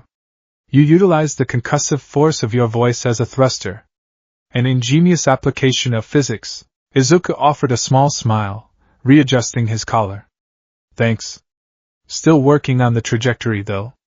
Almost went out of bounds. Test 2, grip strength. Izuku couldn't use his voice for this, but his 10 months of hauling refrigerators at the beach paid off. He scored a highly respectable 75 kilograms, though he was overshadowed by a boy with multiple arms who scored 540 kilograms. Test 3, standing long jump. Izuku stood at the edge of the sandbox. He inhaled deeply, pointing his face directly at the ground beneath his feet. He let out a sustained, low-frequency roar. The continuous sonic pressure acted like a reverse gravity field, lifting him off the ground and propelling him in a long, soaring arc entirely over the sandbox. He landed gracefully on the grass on the other side. As the test continued, the murmurs among the class grew louder. Who is that guy? A boy with blonde hair and a black lightning bolt streak whispered. He's not even sweating. Every time he opens his mouth, the air literally distorts. Midoriya Izuku, a girl with pink skin and horns, replied, her eyes wide. He placed first in the entrance exam. He's the one who obliterated the 0-pointer with one hit. Standing at the edge of the group, a boy with half-white, half-red hair watched Izuku with cold, calculating, mismatched eyes. Shoto Todoroki noted the absolute precision in Izuku's movements. There was no wasted energy. The boy controlled the cataclysmic power with the delicacy of a watchmaker. Finally, it was time for Test 5, the softball throw. Uraraka went first, using her zero-gravity quirk to send the ball floating into the sky forever, securing a score of infinity. Midoriya. You're up, Aizawa called out, his tone unreadable. Izuku stepped into the chalk circle. He held the softball in his right hand. He looked out at the sprawling field. He needed a good score to ensure he didn't drop in the rankings. He could use a basic concussive bark to launch it, but the air resistance on a round object would severely limit the distance. If he wanted to maximize the throw, he needed to create a vacuum tunnel for the ball to travel through, while simultaneously hitting it with a massive kinetic wave. He reached for the dial on his choker. Suddenly, a heavy, rough fabric wrapped securely around Izuku's torso, binding his arms to his sides. He was yanked backward, stumbling slightly. He looked over his shoulder. Aizawa was glaring at him, his black hair floating, defying gravity, his eyes glowing a menacing red. Izuku felt it instantly. The omnipresent, thrumming hum of the world, the frequencies he constantly felt in his bones, vanished.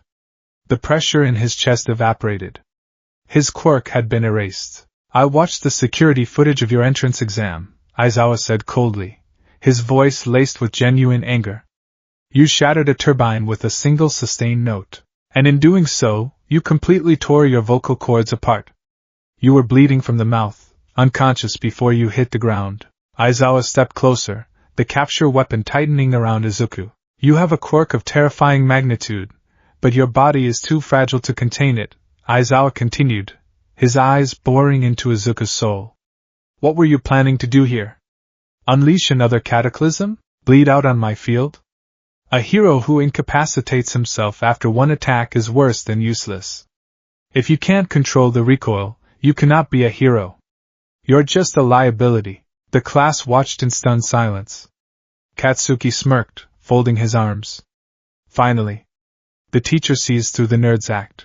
Izuku didn't panic. He didn't struggle against the binding. He looked calmly into Aizawa's glowing red eyes. You're right, Aizawa-sensei, Izuku said. Because his quirk was erased, his voice sounded thinner, lacking its usual resonant bass, but it was perfectly clear. In the entrance exam, I pushed past my physical limits because a life was in immediate danger. I made a calculated sacrifice. But I am not reckless. Izuku slowly raised his hands, the capture weapon straining but allowing the slight movement. He tapped the metallic collar around his neck. This isn't a medical suppressor, Izuku explained calmly.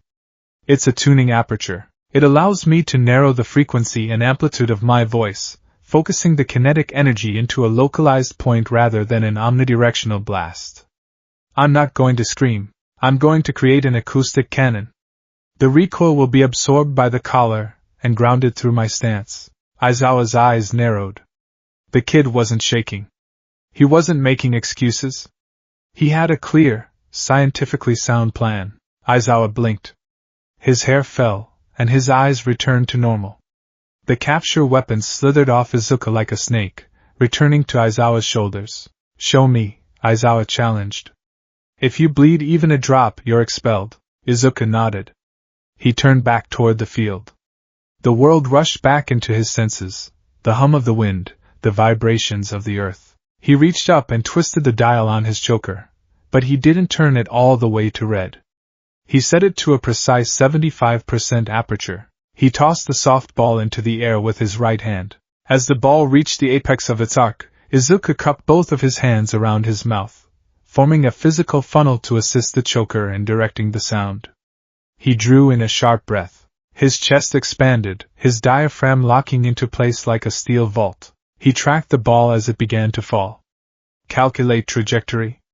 Account for wind resistance. Pitch, E-flat. Amplitude, 140 decibels. As the ball crossed directly in front of his face, Izuku unleashed the acoustic cannon. Kare-kumum! The sound wasn't a scream. It was the thunderous, ear-splitting crack of a sonic boom. The highly concentrated shockwave erupted from his hands, violently colliding with the softball. The ball didn't just fly, it vanished. It instantly broke the sound barrier, leaving a visible, swirling contrail of vapor in its wake as it shot into the stratosphere at an impossible velocity. The sheer force of the backblast carved a deep, V-shaped trench into the dirt behind Izuku, but the boy himself didn't move an inch. His feet were planted firmly, the kinetic dampeners in his collar glowing white-hot as they absorbed the residual vibration, sparing his throat from the tearing force. Izuku slowly lowered his hands. He swallowed hard. No pain. No copper taste. Perfect execution. He turned his head to look at Aizawa, offering a small, confident smile. I can still fight, sensei. Aizawa stared at the boy. For the first time all day, a genuine, terrifying smile stretched across the underground hero's face. He held up his phone. 805.4 m. The class went absolutely ballistic. Over 800 meters? He beat Bakugo's score without even taking a step. What the hell is his quirk? It's like a hurricane in his lungs. But not everyone was cheering. Katsuki Bakugo stood frozen, his crimson eyes wide, trembling with a mixture of shock and unadulterated, blinding rage. 805 meters. Over 100 meters further than his best explosion. Deku had just casually, effortlessly humiliated him in front of the entire class. The fragile illusion that Deku was still beneath him shattered completely. DKU! Katsuki roared, the sound ripping from his throat like a dying animal. Sparks erupted from his palms as he lunged forward, ignoring all rules, his face contorted in a mask of pure fury. What the hell was that? You've been hiding this for 10 years? Tell me how you did it, you bastard! Izuku turned, his eyes narrowing. He didn't flinch as the explosive boy charged him. He prepared to dodge, dropping into a defensive stance. Before Katsuki could cross the distance, a gray blur wrapped around his waist, yanking him backwards so violently his feet left the ground. Aizawa's capture weapon secured Katsuki tightly, the teacher's eyes blazing red once more. Gah! What the? These cloths are hard. Katsuki struggled, his explosions sputtering out as his quirk was erased. They are weapons for capture made of carbon fibers woven with metal wire made of a special alloy, Aizawa said, yanking the scarf tighter. Stop making me use my quirk over and over. I have dry eye. Aizawa glared at Katsuki. Stand down, Bakugo. Or you're expelled. Katsuki gritted his teeth, his breathing ragged. He glared at Izuku with a hatred so profound it seemed to burn the air between them. Aizawa released him, and Katsuki staggered slightly, rubbing his side. He didn't say another word. He just turned and stalked back to the edge of the group, glaring at the ground. Izuku watched him go, a pang of sorrow tightening his chest. The silent rivalry they had maintained for a decade was over. The Cold War had gone hot. Katsuki would never let this go. He would demand a reckoning, and Izuku knew exactly when that reckoning would come. The maestro's armor. The next afternoon, the anticipation in Class 1A was palpable. The morning classes had been agonizingly normal, English with Present Mike, who had spent the entire period winking excessively at Izuku, math with ectoplasm. But now, it was time for hero basic training. The massive door burst open, and the symbol of peace stepped through, striking a pose that defied the laws of physics. Walking through the door like a normal person, the class erupted in cheers. All Might was teaching them. It was a dream come true for almost everyone in the room. Izuku smiled warmly, remembering the private conversation he had shared with the number one hero. Tashinori gave Izuku a subtle, imperceptible nod before addressing the class. Hero Basic Training. The class that will put you through all sorts of special training to build the foundation of heroism. All Might boomed. And today's activity is battle training. But before we begin, you need the right gear. All Might pressed a button on the wall, and the panels slid away to reveal briefcases marked with the students' numbers. Your hero costumes, based on your quirk registries and the requests you sent in before school started. Get changed and meet me at Ground Beta. Plus Ultra. 10 minutes later, Class 1A walked out of the tunnel into the sprawling mock city of Ground Beta. They looked incredible, a vibrant, terrifying assortment of armors, spandex, and support gear. Katsuki marched out looking like a walking war zone, his arms bearing massive, grenade-shaped gauntlets. Todoroki wore a sleek white suit with half his body covered in tactical ice armor. Izuku walked out last, adjusting his gloves. His costume was a masterpiece of specialized engineering, designed specifically to synergize with his omniacoustic quirk. The base layer was a deep, forest green tactical bodysuit made of a compressed, breathable polymer designed to regulate his body heat. Black, impact-resistant padding covered his knees, elbows, and shoulders. But the true genius lay in the support items. Around his neck was the upgraded, combat-ready version of his choker, the resonance collar. It was a thick, highly durable gorget that completely protected his throat. It featured a series of mechanized louvers on the front that could open and close, allowing him to focus his sound waves into varying degrees of width, from a wide cone scattershot to a pinpoint laser beam of sound. Built into the lining of the collar were cooling gel packs and a dispenser for throat-soothing medical lozenges. Covering his eyes and the top half of his face was a sleek, black tactical visor. It was linked directly to the acoustic receptors in his earpieces. When he used echolocation, the visor projected the returning sound waves as a glowing, green augmented reality map directly into his retinas, allowing him to see through walls. Finally, he wore gauntlets and heavy combat boots tipped with specialized vibration emitters. He could channel his voice through his body, into his limbs, and use the emitters to strike with localized, devastating high-frequency vibrations. He didn't look like a flashy superhero. He looked like a high-tech stealth operative. He looked like a scalpel. Whoa, Midoriya! You look so cool! Uraraka jogged over. She was wearing a form-fitting pink and black suit with bulky boots and wrist guards. It's very tactical. Thanks, Uraraka. Izuku smiled, his voice slightly muffled but perfectly clear through the collar's built-in microphone. Your suit looks great too. The built-in stabilizers in the boots are a smart choice for a gravity quirk. All Might clapped his massive hands together. Now that everyone is here, it's time for combat training. The setup is simple.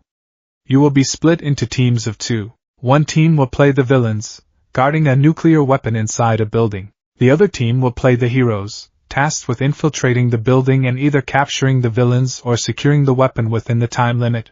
All Might held up a box. Teams will be drawn by lots. Izuku reached into the box and pulled out a slip of paper. Team A. I'm Team A too. Uraraka cheered, holding up her slip. We're a team, Midoriya. Let's do our best. Izuku nodded, a genuine smile beneath his visor. I'll rely on you, Uraraka. And now, for the first matchup. All Might reached into 2 separate boxes marked hero and villain. He pulled out 2 balls. Team A will be the heroes. Team D will be the villains. Izuku's breath hitched. He slowly turned his head. Standing a few feet away, Katsuki Bakugo was staring at him. He held the slip for Team D. Beside him stood Tenya Ida. Katsuki wasn't yelling. He wasn't popping explosions.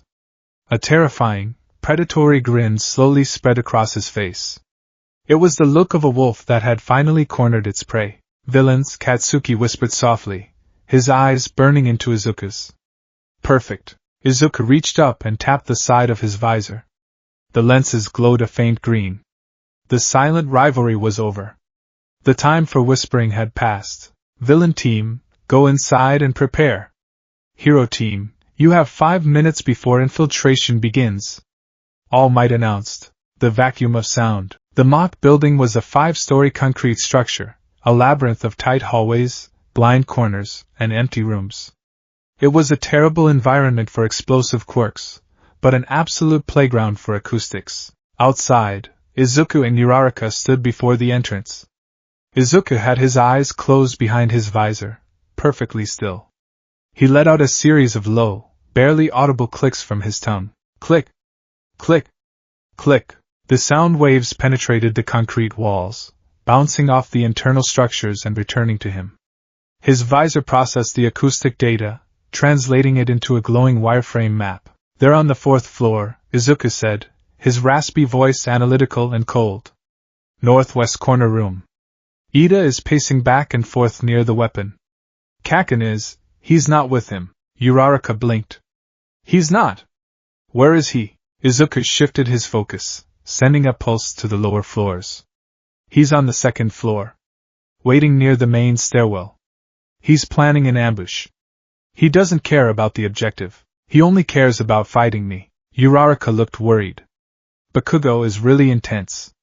He was glaring at you like he wanted to kill you. What's the plan, Midoriya? Izuku opened his eyes. Uraraka, I need you to bypass the 2nd floor entirely. Find a side stairwell, or a ventilation shaft. Go straight for Ida and the weapon. I will draw Kaken's attention and keep him occupied. Are you sure? Uraraka asked hesitantly. Can you handle him alone? Izuku reached up to his collar, adjusting the aperture setting to a tight, defensive cone. I've been preparing for this fight my entire life. I'll be fine.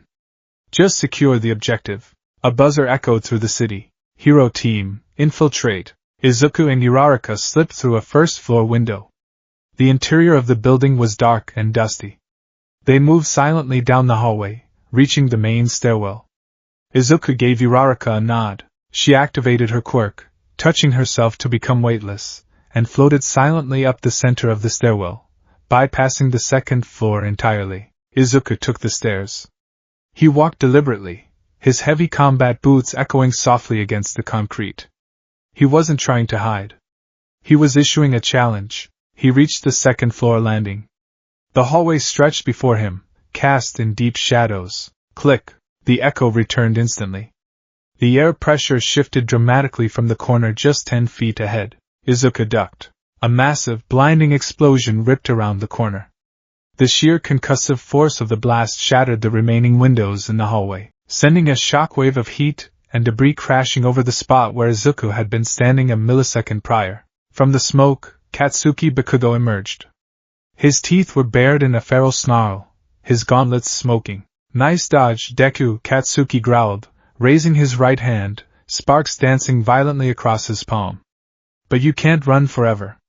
You're going to fight me. You're going to use that damn voice of yours, and I'm going to prove that my explosions are stronger." Izuku stood up slowly, brushing dust off his shoulder. "This is a tactical exercise, Kaken. The objective is the weapon. Engaging in a destructive quirk battle inside a concrete structure is irrational. You could collapse the building." "Shut up!" Katsuki roared, launching himself forward with a blast from his left hand. He crossed the distance instantly, swinging a devastating right hook aimed directly at Izuku's face. Izuku didn't retreat. He stepped into the punch. He raised his left arm, channeling a rapid, high-frequency vibration into his gauntlet. He parried Katsuki's arm. The moment their gauntlets clashed, the intense vibration acted like a buzzsaw, instantly dispersing the kinetic energy of the punch and sending a jarring, painful shock straight up Katsuki's arm. Katsuki winced, his arm going numb for a fraction of a second, but he adapted instantly, spinning to deliver a roundhouse kick fueled by a secondary explosion. Izuku ducked under the kick, his visor tracking Katsuki's movements perfectly through the shifting air currents. "You've been looking down on me this whole time!" Katsuki screamed, unleashing a flurry of rapid-fire explosions, forcing Izuku backward down the hallway. The noise was deafening, the enclosed space amplifying the blasts until the walls shook. "Smiling like you knew a secret, thinking you were better than me just because you blew away some extras when we were kids." Izuku parried another blow, the heat stinging the edge of his green suit. He flipped backward, gaining 10 feet of distance. "I never looked down on you, Kaken!" Izuku shouted over the roar of the flames, his voice echoing off the walls. "I was terrified. I was a walking bomb, and I didn't want to hurt the person I admired most." Katsuki froze. The word admired hit him like a physical blow. But the insecurity in his heart was too deep, the wound to his pride too severe. He ground his teeth, lowering his stance. He reached up, his hand gripping the pin on his massive, grenade-shaped gauntlet. In the observation room, All Might leaned forward sharply. "Those gauntlets, they store his nitroglycerin sweat. If he pulls that pin indoors, young Bakugo, stop! Are you trying to kill him?" All Might's voice boomed over the comms. "He won't die if he dodges." Katsuki yelled back, completely consumed by his fury. "Show me your power, Deku! Show me the acoustic cannon! If you don't use it, you're dead." Katsuki pulled the pin. A blinding, cataclysmic torrent of fire and force erupted from the gauntlet. It wasn't just an explosion, it was a sustained, roaring laser of destruction that filled the entire hallway, vaporizing the drywall and melting the concrete floor. Izuku stared down the incoming inferno. If he used the acoustic cannon to meet it, the resulting clash of kinetic energy would obliterate the entire floor of the building, potentially dropping the ceiling on both of them, and Uraraka above. He couldn't use a sledgehammer. He couldn't use a bullet. He needed to extinguish the flame. He needed absolute control. Izuku reached up to his collar. He twisted the dial past the red limiters, all the way to a hidden, black setting. He didn't draw in a massive breath. He didn't tense his muscles for a scream. Instead, his mind worked at 1 billion calculations per second.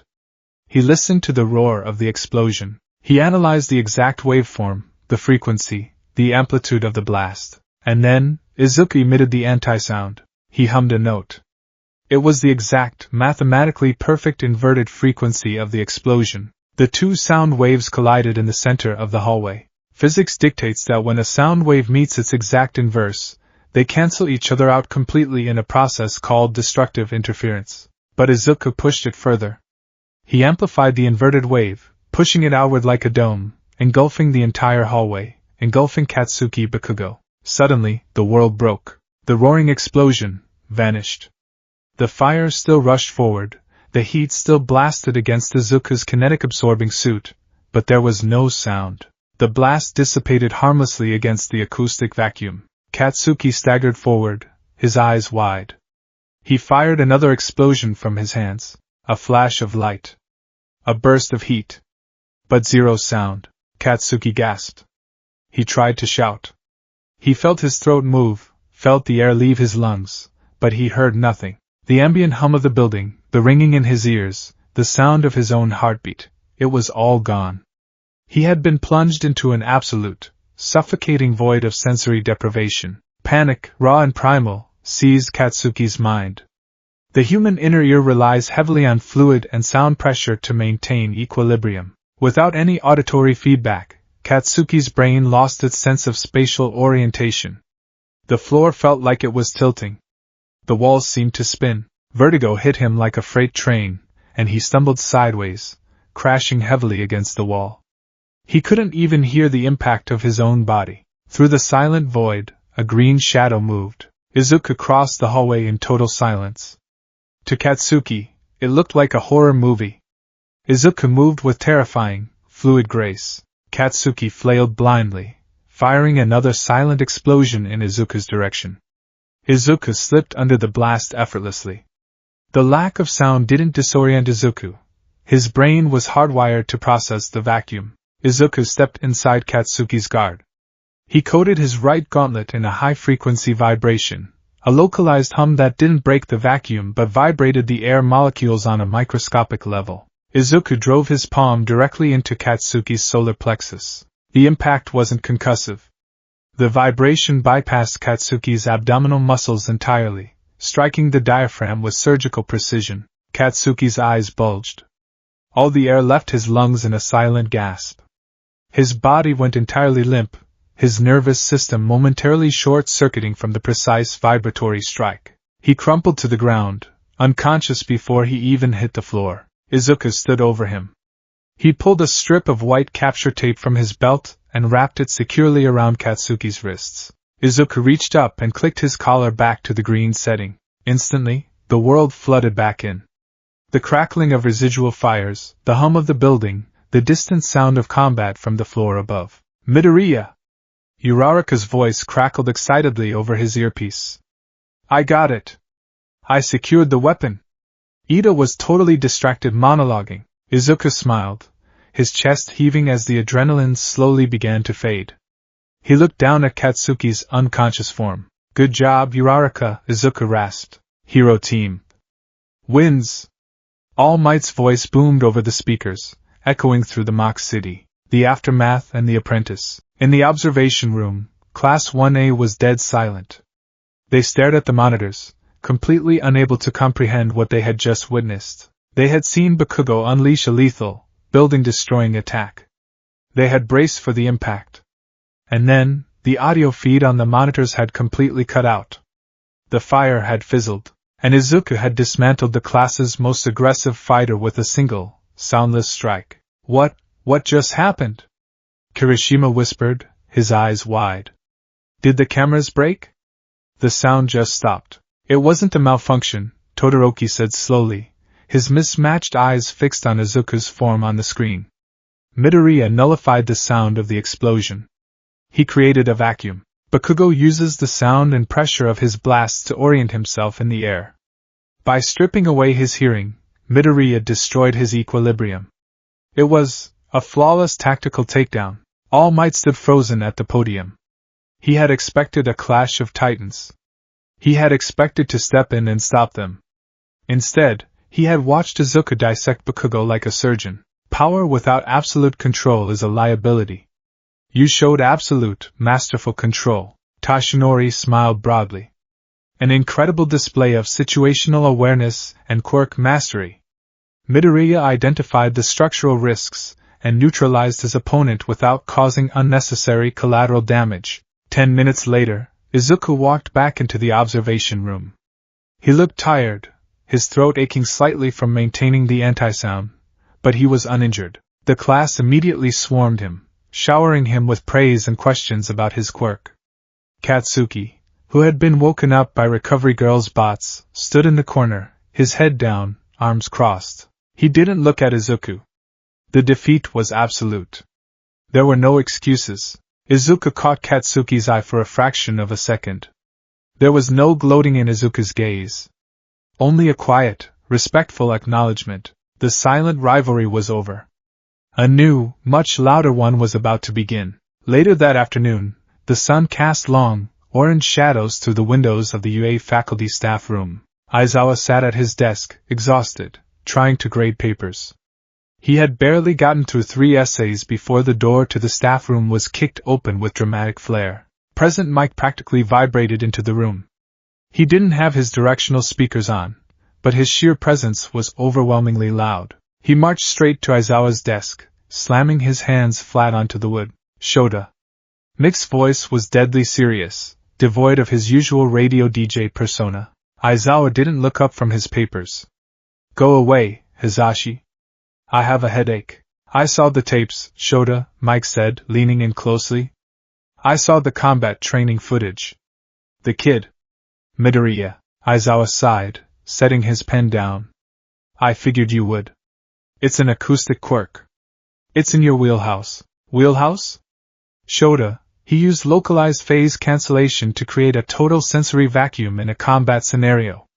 Mike was losing his composure, his voice rising in pitch. Do you have any idea the level of mathematical processing speed and vocal control that requires?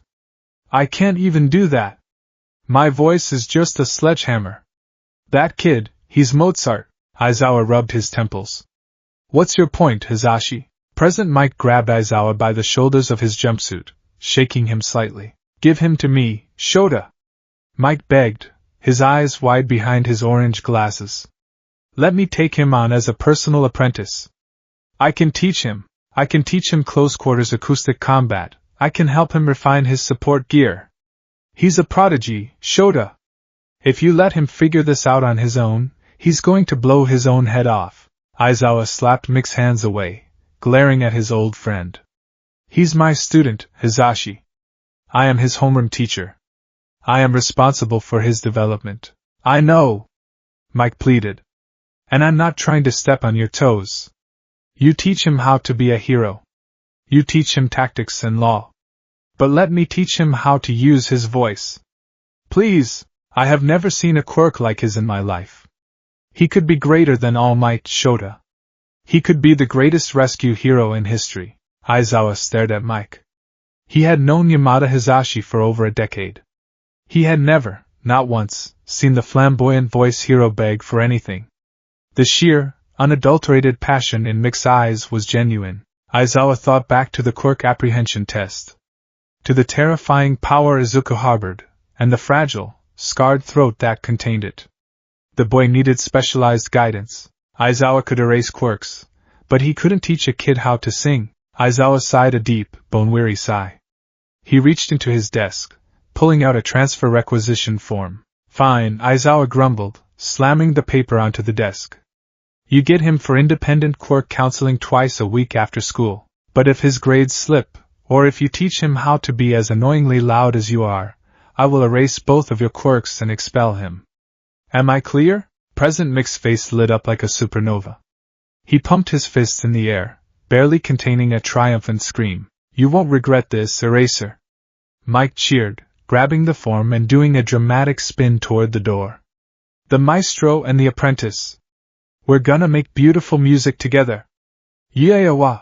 Mike bolted from the room, leaving Aizawa alone in the quiet. Aizawa picked his pen back up, a faint, almost invisible smirk pulling at the corner of his mouth. He looked out the window toward the setting sun. Acoustic combat, Aizawa muttered to himself. God help the villains.